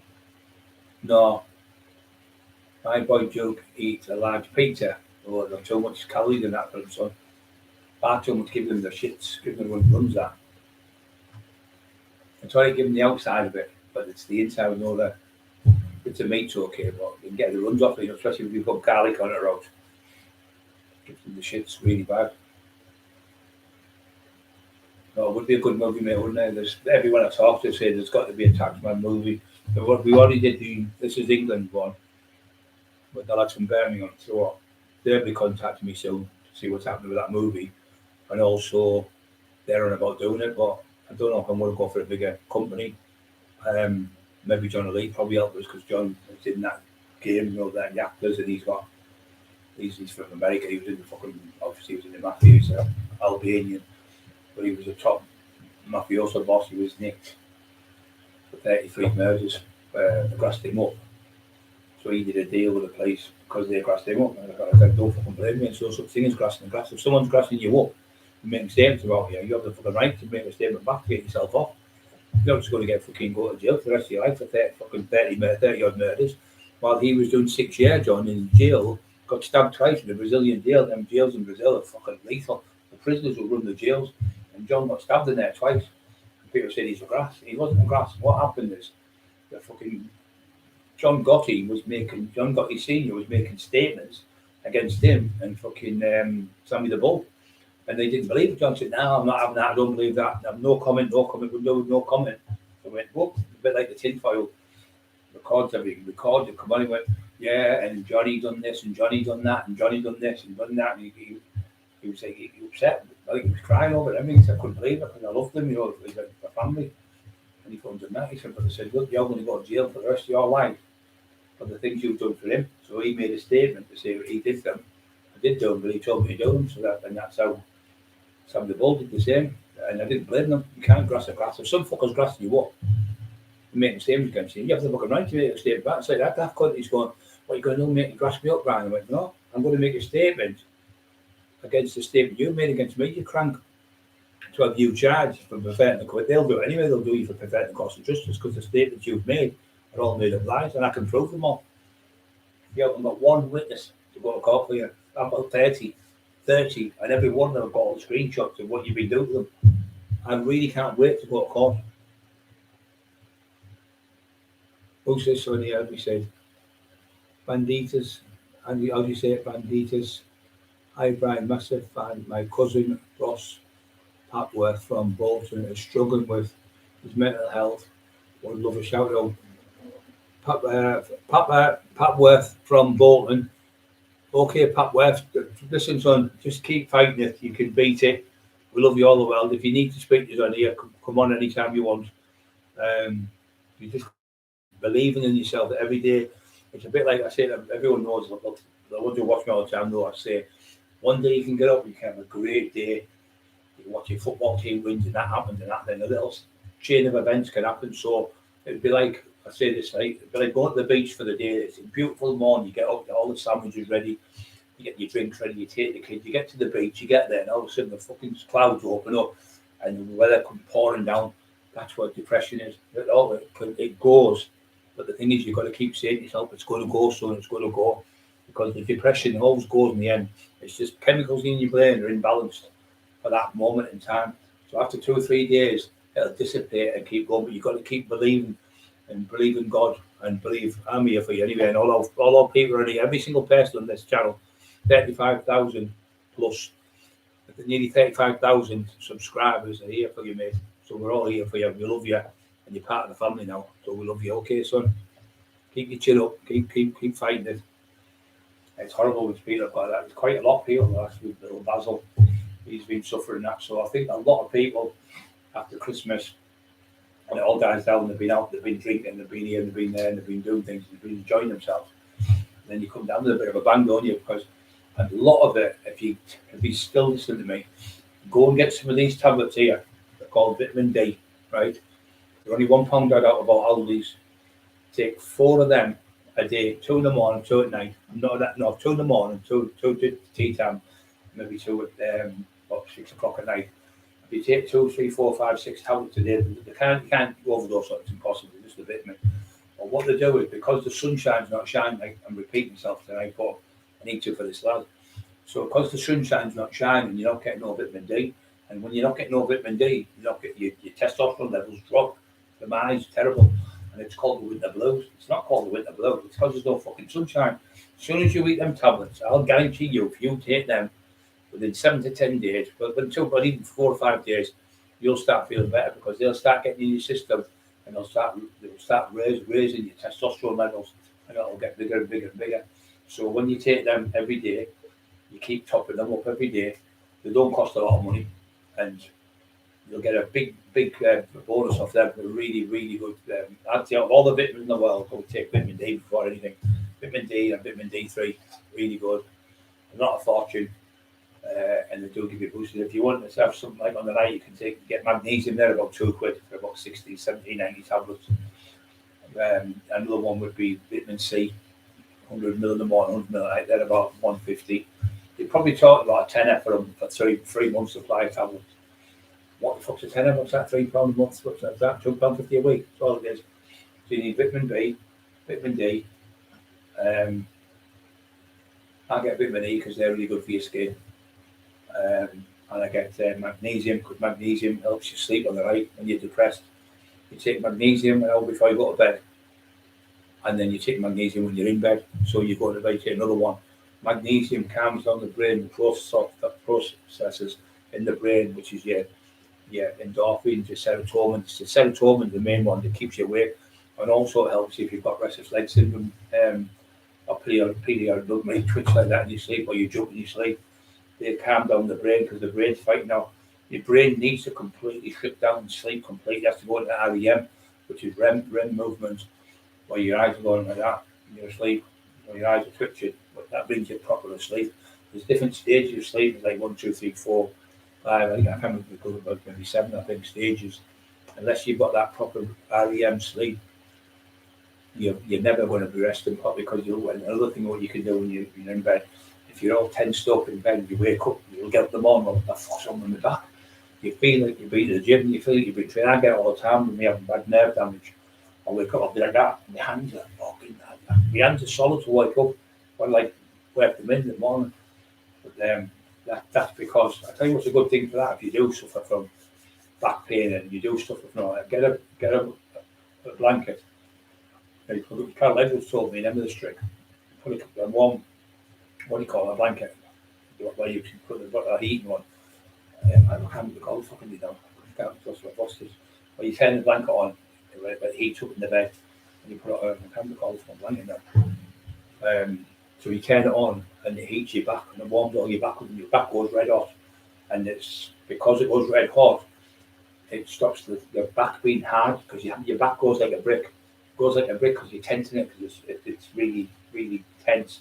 So when it's tense, the blood can't go through. So if you had a hose pipe and you stood on the hose pipe and there's no blood going through, there's no water going through, you take your foot off the hose pipe, it'll just fly through. So that's what's happening. When it goes dead tight, your body, when your neck or your shoulder, where you tear it, you'll end up with it dead rock hard. And what happens is there's no blood getting to it. So you need to move, you need to exercise, you need to do that little things like these. I'm at Tesco's doing that, an exercise around the shops. People looking at me that I'm fucking mental. But no, you're dead tight, you've got to loosen yourself off. And when you get in the morning time, decompress yourself. You don't have to go forward. You can do that, go up to decompress your neck. Because all your neck's tight, so you wake up. I do that in the morning, because it goes, it takes a pack out of fucking crisp. Everyone went, oh, what was that? No, because it's no noise, but it's only me there in bed. And she went, what was that? She said, what was that? She said, to my neck. Went, oh, God, that's horrible. I thought, geez. Yeah, but that's what it is. So you've got with the hot blanket on, it makes your blood flow better because it's warm. So your back's getting, the muscles are getting an injection of blood because the blood repairs your body as it goes through it. So when you tear a muscle, you need to be able to get the blood running through it more for it to repair it. And vitamin C helps to repair it because vitamin C helps to puts the muscle back together when you tear it. They're really good for tears and all. Nick Morals, everyone okay? Yeah, I ain't seen people in pain. I ain't seen people fucking up. Like that scumbag fucking tinfoil texting people going, I'm going to rape your dad, I'm going to bum your mum. Poor Dale Brendan Hyde, he did 6 years, he did it that for me. He's no longer with us, Dale. It really still upsets me out. And you're fucking not right in the head, you. Why don't you just fucking leave people alone, get a job, stop being a bumming on the fucking door. He's on the door not because he's on the door because he wants to be on the door so he can sit and take drugs all day long, take a drink and sit and talk to people on computers. It's just my fucking head in there. But no, I think he's fucking horrible. But he's finished with the books. No one else does with the book now.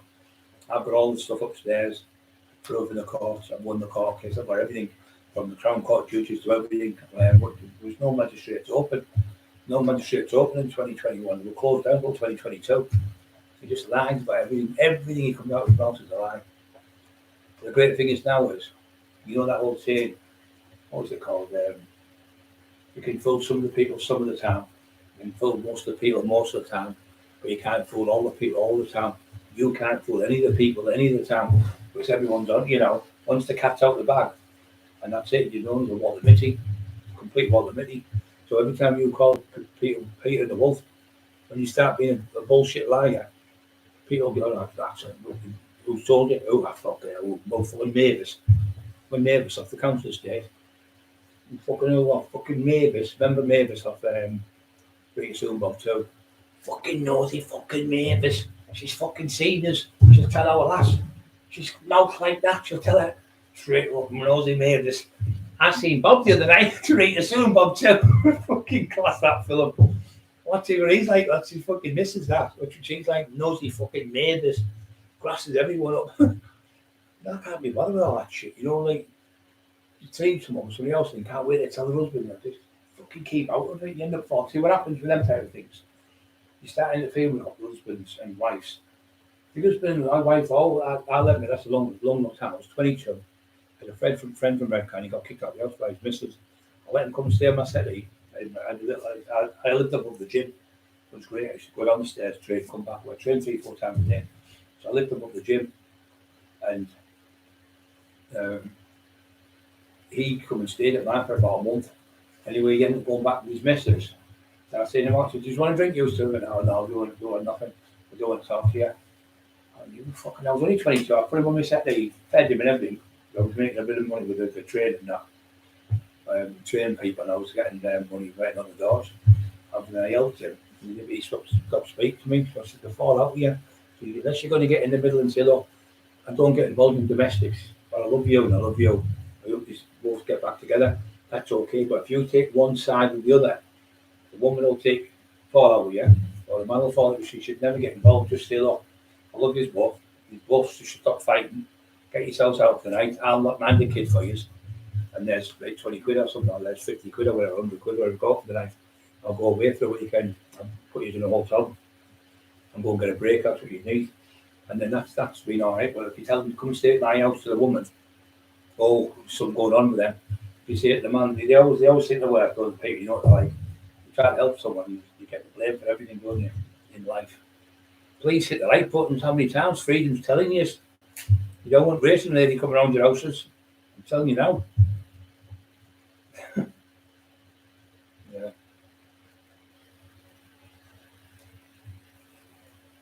He's a little balls. I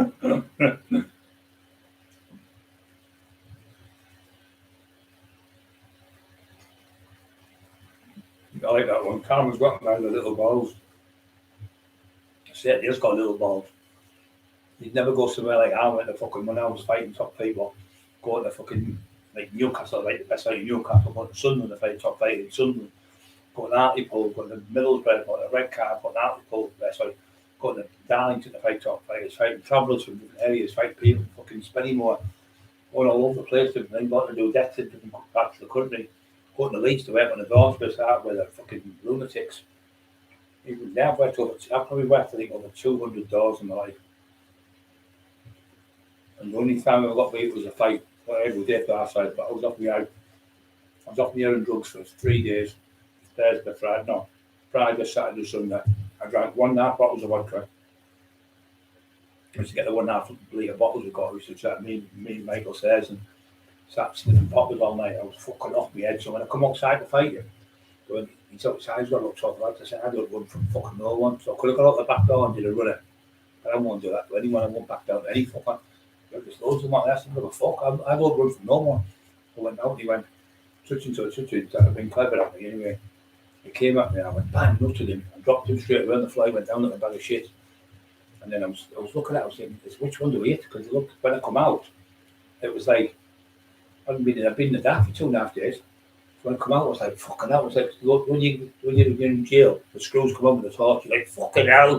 It was a bit like that. Anyway, I come out and I think it was about 12-minute fight, maybe a little bit longer. And I put him down 3 times, but the third time I had him in his leg lock right out on the floor and I was choking him, pulling back, and he was on top of me, right? I was underneath him, like that, choking him. And then he shouted, right, you're killing him. And I thought he said, you killed him, because I couldn't hear properly. There was about 400 people watching the fight. And I bit his ear, ripped his ear clean off, his ear hang right down, hanging off the lobe. His whole ear come off. And I bit the other ear, I tried to bite his nose off. Anyway, I choked him out. And I was fucked, completely fucked. I was spent. Anyway, I got him, I beat him. And he passed out a bit like that, and I thought he fucking killed him. So I got up. I looked at him on the floor and I seen him breathing away. I thought, that's it. So I put my hands on the taxi like that. Turned round and he gave Davies due. I'm not going to make excuses, but I was off my fucking head. He came and went, boom, right in the fucking ribs there, caught me with a beauty shot. And that was the first time I was ever down in my life. So Duffy put me half down, but this one put me right down. When I never was knocked out, I fell on my bum, but I couldn't get up. I was going, get up, you fucking coward. From my head, I couldn't get up. I was gone with stamina, my lungs, and he caught. You know, anyone who's been caught winded, you know you can't get up. It's a fucking nightmare trying to get your lungs back. But with having fucking all them drugs in me, not shit. And I'd lost about 3-4 stone, or not training properly. And I was knocking people out, average Joes, but when you come against somebody like Dave Lashley, who fought for the British heavyweight title, ranked number 10 in the world, heavyweight, big difference. Dave offered that could have Paul Sykes 3 times. Dave offered him on. But the second fight, boom, boom, boom, 3 shots, it was all over. I got his jaw, smashed it to pieces, retired him for life. But give me his due. When I went to see the man next door, when they all jumped me, he made a 10-page statement against me. So the man in the shed got to drop it. And I said to the man in the shed, look, all I want off you is a straight up with him, like a third fight. I'd say 1 to win, 1 to me, and I'd say, right, okay, I'll do that, he said. He said, look, we'll give you £5 grand. I said, I don't want £5 grand, I don't know money, I just want another straightener. So I left it about a year or something, maybe 6, maybe a little bit longer. About a year, I'd say. I left it. So my leg was fucking a mess. It was terrible. It took over a year. It took about 5 years to get properly in my leg properly because it kept busting open. My head now stopped bleeding now. When I was going out with them, when I first started going out with them 5 years ago, roughly, it was still bleeding. On the night I scratched me and it bleed more than years ago. I've been hit with hammers and that. So I said, well, I'll be the straightener. So I went with Speedy. We went to Newcastle. When we drove up there, I did the Cosworth, got in the Cosworth, it was a white Cosworth with a J-Reg. And Speedy knocked on the door and he came out. And he had a tin of Coke, he gave me a tin of Coke. I went out like that to have a drink. He went, no, it's not that. And he opened it up like that and it was a false tin with canvas in. So Speedy's gone down. Speedy's made a joint with smoke and that. So he phoned Dave and said, Brian wants to fight you 1-on-1. He said, I did agree with it and you agreed with it in the jail. That's how I got off. Couldn't cover the chronology due. He did do that. He said, I'll phone him, but that's funny you said, you give me a square go. He said, okay, I'll keep my word. He said, so he phoned me. He said, look, Brian Cockerill wants to fight you. I'll tell him I haven't been training. Well, let's get this right, Dave. I wasn't training when you come down with 12 lads with hammers and bars. I was on my own. All the people that were there were just got kids and people like that. They all got all the big hitters. You come down, you set me up the weight until I was off my fucking head. I had about 20 odd fucking eat in 3 days because I used to eat like fucking, because I got them with my own, I just eat like fucking Smarties. I said, I've been out there dancing and jumping about all night long, boxing, fucking exhausted. And I put up a 12-minute fight with you. And you've done that to me. I said, so let's get this straight now. And he said, well, what it is? He said, yeah, I don't really want to fight, I'd rather be friends. I thought we were friends, it's been over a year. I said, look, I didn't get fit until now, so I'm fit now. I said, well, I'll tell you what, it'll give you 6 weeks to get fit. So he said, he'll give you 6 weeks. David said, no, I still don't want to fight him. I said, just ask, can he fight me in the street? He said, no, I can't beat you in the street. It's too strong for anyone. I said, okay, well, I know I can't beat you in the ring. Because I couldn't beat him in the ring. I'm not going to fucking tell lies to you. That wasn't my game in the ring. You know, that was his forte. Mark Forte was the strength and power and fighting people, headbutting them and fucking being evil as fuck the way I fight.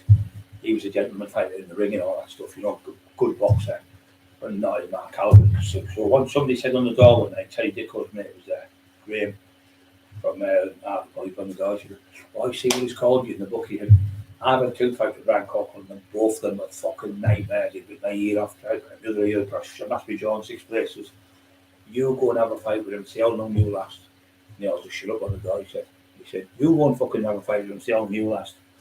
He said, "Fucking the strongest man I've ever fought in life," he said, "and the worst damage I ever got was off him." But that's what the lad was a pro, not an amateur, he had like 44 fights. He wasn't no mug like fucking Paul Sykes. He got beat off Horace Notice, I think, in the 6th round, Dave. And he was still throwing punches when he was getting beat. He was still fighting back. Even when I had him on the floor and I was giving him it, hitting the 3 shots down, and I was on top of him, hitting, he was shouting, "No, mercy. I said, "No, not this time." I said, "The last time I let you up, I got beat. This time you're not getting up." And then I just kept hitting him. Fucking didn't have all his jaws, cheap, all everything smashed a bit. But like you say, he made a fucking statement. But he wasn't a gangster, he was just a fucking boxer. They used him as a boxer to come through, but I beat him. And like I say, I tried to have the 3rd one, it never come off. I knew I couldn't lose. I just knew, because in the first one, I had him beat 3 times, but down 3 times, headbutts, threw him over there, a judo hold, threw him on the floor, just throwed it around like a ragdoll. I had him upside down like that, and I was trying to smash his head off the fucking floor. He was 18 stone, 6 pounds, 6 foot 2.5, doing 10-mile runs a day. He was trained to fight for another world title, and I retired in that fight. He never have that day. The job was finished. And Teddy Rich met me with Nick Slaughter, Mark, by the way. I said, "Oh, clear for you, work on the door." On the outside, over such and such. "What are you asking me for?" Anyway, fucking Richie tell you, said, "Well, I don't know if you're having a fucking the firm you've got behind you, we've got no chance." He said, "We're just boxers and fighters. The people you've got are all good men and fucking killers." He said, "You've got killers in your team. We've only got people who can have a fight, and we're not in that league. We just don't want to be there." So I said, "Why don't we just all team up and just be friends?" So I ended up shaking hands with everyone became friends. And I never fell out with Richardson because they were always friends of mine, Kevin and all that. I was brought up in the same area as Kevin. I lived in Romaine Park, Kevin lived in Romaine Park. Kevin looked after me when I was a kid because I used to get bullied when I was a kid. I was a little kid because I had a Scottish accent. I was always bad, the last man off, and I was always getting bullied because I couldn't read and write. I got bullied at school. So for that cunt to call me a bully, it really raged me because I've never bullied anyone. Never ever have you had me. Anyone in Teesside, go all the way through Hartlepool, Stockton, Millsborough, Redcar, go all the way through, like McIntyre did, he went, "There's not one person got a bad word about you." Even the police are saying, "We don't know whether to vindicate him or give him a medal." He said, "Because he did stop stop most of the prostitution. He stopped all the heroin in the streets when he was out. When he went to jail, the crime rate went through the roof. I can honestly say that these were coppers on the streets talking with him." He said, and he stopped all the firearms coming through this area. I know for a fact Brian Cockerill stopped the firearms from Sunderland, from Manchester and Liverpool and Newcastle and places like that coming through here. He sent them back. I know he sent them back. We know, we're not fucking stupid. And when I went to jail, this area where I live, it was 12% crime rate to 14%. And when I went to jail, it went up to 77%. I was only in jail for 110 days. And they were saying, "Fucking hell, the crime rate's through the roof." He said, "You can tell he's fucking." I was back 2 weeks and I bumped into Steve, who was a security guard down there, and there was a copper there. I went, "Oh, thank God you're out of jail." I said, "What's wrong with you? Remember you?" It was a copper, he was the band, he used to be on the pedal bike while he used to talk to me. Because I used to help the kids. If there was anything going missing, he'd come and say, "Right, I said, well, leave it with me. I'll find it." He said, "Well, what it is, they're an old couple, they've had all the records stuff and all the vandals and that. They've had this stuff and the car and everything." I said, "Listen, leave me." Within 5 minutes, I phoned 3 people. Got it anyway. I said, "Look, I'm not going to batter you, I'm not going to touch you. Get the fucking stuff brought back." They brought the stuff back. I met the lads, I gave them £100 each for bringing it back. I said, "There's 100 quid each to use." And I said, "Put it in that garage." There's a garage in a certain place. And they put it there anyway, the cops. I phoned the cop, I said, "Listen." He said, "Now, can you get it?" I said, "Listen." He said, "I want these." I said, "Listen, I've got all the stuff back for them. I tell you what, little cheeky cunts. I've got everything back. I've got everything you can think back. The record players, everything. Video machines, DVDs, everything I got back." But, "Oh, there was 2 movies you never got back." I think it was The Godfather and something else. Like, "You cheap bastard, I've just got about £5,000 worth of stuff back and a £6,000 car for them. And it's cost me £200 to help them." I couldn't believe it. Fucking talk about cheek. Anyway, and on the said, oh, there's 2 LPs he never got as well. No vinyls. I was like, what the fuck? Anyway, I got them back, but they're over the moon. But they were old, but obviously fucking old people in the 60s, 70s. But I got all the stuff back for them. Then there was another one in Thornaby where the young lad, that's on the hairdressing shop, and I read it in the paper. Now, hairdressing sisters are about £100 a pound, £100 a £100 a pair, so I get fucking mixed up.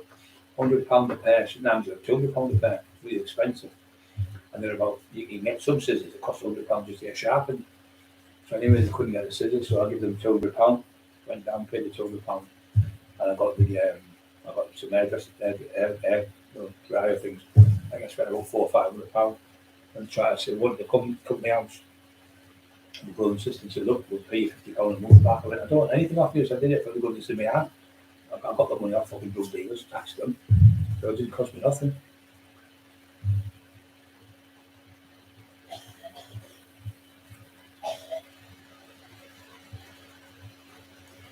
Sing off, because if I got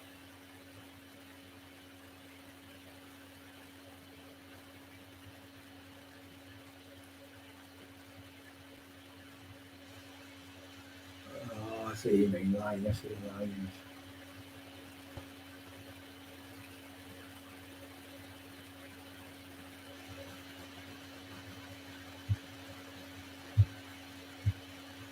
Respect to you as well, son. I respect anyone who gets out of bed every day and goes for work. That's a proper man to do that. Selling drugs is fucking easy. You know, anyone can fucking do that as well. But being a man getting up out of bed at 5 o'clock in the morning, working fucking British Steel or something, fucking 8 hours a day, coming home fucking exhausted, and then taking your fucking putting money on the food on the table for your kids, take your kids out at the weekend and said partying and stuff. They're proper men, they're proper people. And looking after the mum and dad and stuff, and looking after the brothers and sisters, they're proper people.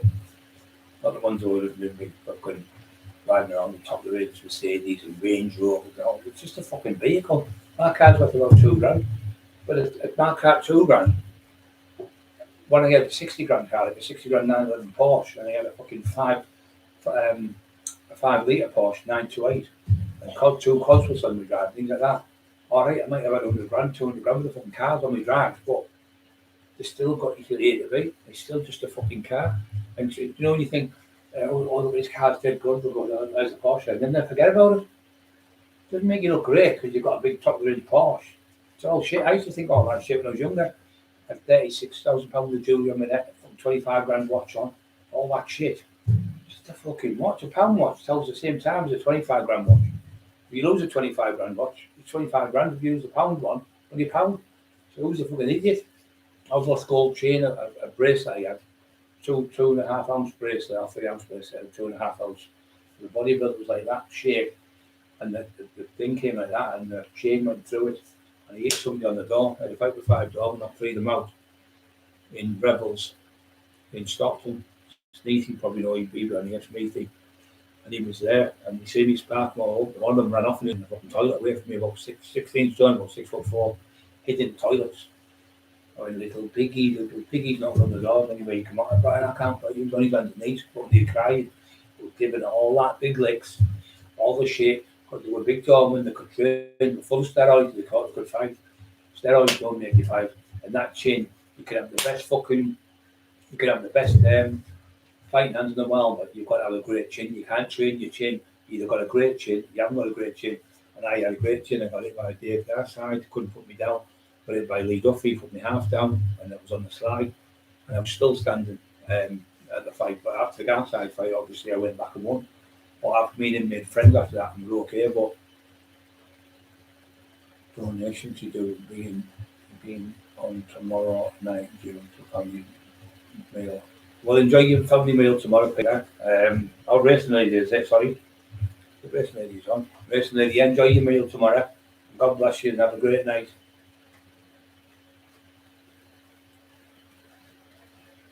Yeah, enjoy your meal. It's great. Right, guys, I'm going to shoot. We only need 2 hours. Don't forget to push the like button, everyone. And remember, help each other.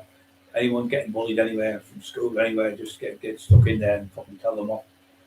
Right to schools, parents, always moving.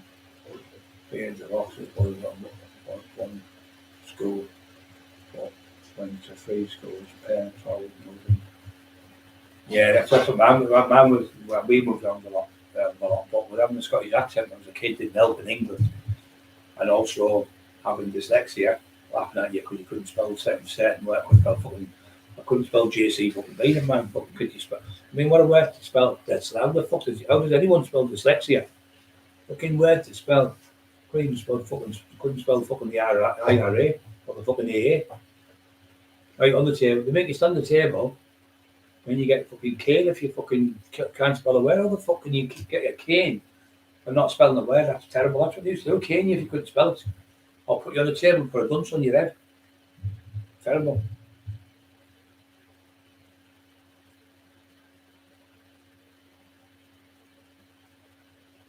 So Susie's asking me this now. I'm saying, like, hi brother, I'm asking you any diet I can lose weight. So I'm putting on my. Yeah, the best thing you do to lose weight is have a big breakfast in the morning, have a small dinner a biggish dinner in dinner time, and at 4, 5 or 6 o'clock have your last meal, have a small meal, and go for a walk on the night after your meal, and stop eating crisps and things like fucking sweets and shit like that. After late on the night, don't eat any carbohydrates, which is potatoes, crisps, things like that. Don't eat anything like that. If you're going to eat anything on the night, eat something like chicken leg, chops, eggs, things like that. No bread, full of sugar, no sugars, no pasta, no chips, and you'll lose body fat. But try and go out and do a bit of walking. If you don't like going outside walking, just walk up your stairs to the top, turn around, walk back down. Just take your time. There's no rush. You don't have to do it. And in the end, I had ever sprint there. Emma and Amir Kerry. I had them sprinting from the bottom to the top and then walking down and sprint to the top and then walking down. I lost 4 stone to walk them. 4 stone in about 2 months ago. I had them done the weights as well, so I would do it. I did the sit-ups, I did the press-ups, and the both of them look amazing. And within 2 or 3 months, they look amazing, the both of them. And that's how they got it, just doing a little bit of training 3 times a week. So Kerry used to come, and they were doing absolutely brilliant, the both of them. You've got to train. You honestly have to train. You can't just not eat. You've got to train. If you train as well, you tone yourself up as well. A little bit of sit-ups, a little bit of press-ups, a little bit of squats. You can do squats just squatting on your bed and then standing straight back up. Sit back down, don't bounce on it and just stand back up. If you've got bad knees and things, go and see the doctor first. But yeah, it's the main thing is if you're just sitting about eating all day, doing nothing, you're not exercising, so your glycogen in your liver stays there and it turns into fat. It turns, because the only thing you can get to take the glycogen out is exercise, because it burns when you're training. So you burn the glycogen in your liver out, and that way you lose the body fat, but you put muscle on as well. But you must eat abundance. You must eat more protein than carbohydrates and more less fat than carbohydrates. So you eat, like say I don't know, from 60%, 65% protein. So that'd be like, say if they have 5% fat or 15% fat, that'd be 65%, 80, and then 20% carbohydrates. You know, you barely, but you always have to have more protein, because the protein, when you eat protein, meat, bacon, eggs, tomatoes, eggs, like, all of them are full of high protein. Calories are very low. So protein takes about 3 hours to digest. So when you're actually eating your chicken and things like that, that takes a lot longer to digest than it would carbohydrates. Carbohydrates break down in the pancreas by the beta cells barrier, then they send the glycogen to your liver, which is like the battery source. So that glycogen cannot move from there until you exercise. The actual exercise that burns the glycogen up. If you leave the glycogen there, it'll just turn into fat. It stores in the liver as fat. So you must train to get rid of it. But people just do it all wrong. They just fucking they think because they're going on a bit of a diet, or they've gone to the gym and did a little bit of training, they can eat what they want. No, you can't. You'll still get fat. So you've got to balance it to see what food you're eating. But mainly, if you're eating crap food, like I said, fucking Coca-Cola full of calories, keeps you up all night. Caffeine keeps you up all night. You want to be eating carbohydrates about 2 hours to digest. But this is what people don't realise. Having 5 small meals is better than having 3 big ones. When you have 3 big meals, you eat loads and loads of food. It takes longer to digest it. So it takes, you only digest in 3 meals. So when you're eating a little meal every 2 hours or something, because you're eating a small meal, it digests in your system. But when you're digesting, you're actually burning calories. Like a tumble drive going around, it's like that. You're burning the calories. But the calories are burning up in your body because you're digesting food. So if you have 3 meals, you're digesting the calories, and so you're digesting the food and burning calories, but you're only doing it 3 times a day. So this is why 5 times a day speeds up your metabolism, because you eat the food, you're digesting the food, you burn the calories up once. Second meal, you're digesting the food, you burn the calories up 2 and 3 and 4 and 5. So 5 times a day you're doing it. So your calories are burning as you're eating. As you're digesting the food, the calories are burning in your stomach.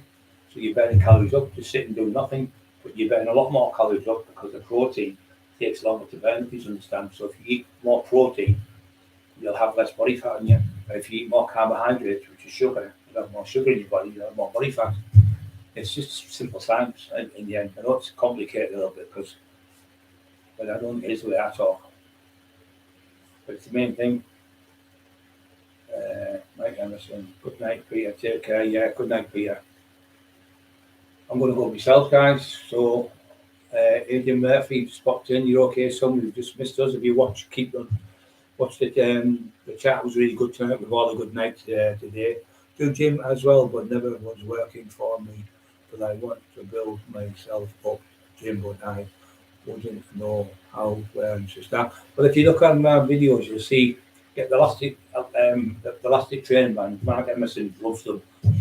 Great ideas. He said people are really. When you watch it, you'll see I'm showing you how to do a full back routine. I would do a full chest routine, and it helps you because, especially if people have got illnesses where they've broke a leg or broken an arm or something, it's very hard to get a 5 kilo dumbbell because it's £11. But the thing is, with £11 dumbbell, you try to push it only 5 keeps now really when you're normal. But when you hurt something, it's a lot. So if you use elastic training band and you use it and you drop it, it's nothing. It's like that. It's like that. Just hitting the floor. Look, nothing. If you drop £11, you'll break your foot. You'll come up and press above your shoulder and hit yourself in the face with £11 dumbbell and cut all your face open. So you'll be back in a hospital with another injury. Oh, Ryan David Jenkins, thank you very much. Ryan John David Jenkins. I like that name. It sounds good, Ryan. John David Jenkins. Thank you, God. Thanks for the advice. I will advise and try and do a regular exercise, but I have scanned on the 16th. Found fat on my liver, so docs, bleed sore. Well, let us know what's happening. Keep in contact. Don't just pop in every now and then. Come pop on every night if you want to come and see. Join with the family. You're one of the family members now. So thanks for the donation. Yeah, if you listen to the channel, you'll get more. If you look into the old stuff, you'll see me training. I'll give you inspiration to train. I've squatted over 700 pounds and stuff. Well, I was a little 7-stone kid when I started training. Got bullied at school, picked on. Didn't have a great physique. Didn't have no confidence whatsoever. Went to the gym and I got in the gym. I loved it, training. I got into it. I've been doing it now 46 years. So I've been training with the best bodybuilders in the world. Mr. Olympians. I've trained with the top Mr. Olympia people, world champion powerlifters, top boxers, and my knowledge is an abundance of knowledge of training because I've done it that long. If you have a look on the elastic band training, that'll show you how to do it. I go through it and you can see it. You just go back in the archives and just go in, Brian elastic band training, just put something like that, and you'll see where I'm telling you how to train on them. But if you drop one elastic band, that I said, you don't hurt yourself. And if you just got an injury and you're getting out of hospital, like say you've got a hip replacement or something on your hands have been bad or whatever, it helps to strengthen them up slowly. But you can do it every week. You can step it up and start with maybe 10 reps, and then go to 15, 20, 25, and then stop at that, and then maybe shorten the band so you can get a hand up to do. And it does help you when you're training and eating the right food. If you do both together, it's a double whammy because you're building up the muscle tissue, you're getting fitter, when you're getting fitter, you're losing more calories, you're burning more calories up when you're getting fitter, you're burning more fat off your body. So it works hand in hand. Right, guys, I'm going to shoot. I'm off. I said that years ago. I've got one in I'll be getting 10 years, wasn't it? I'm going to shoot.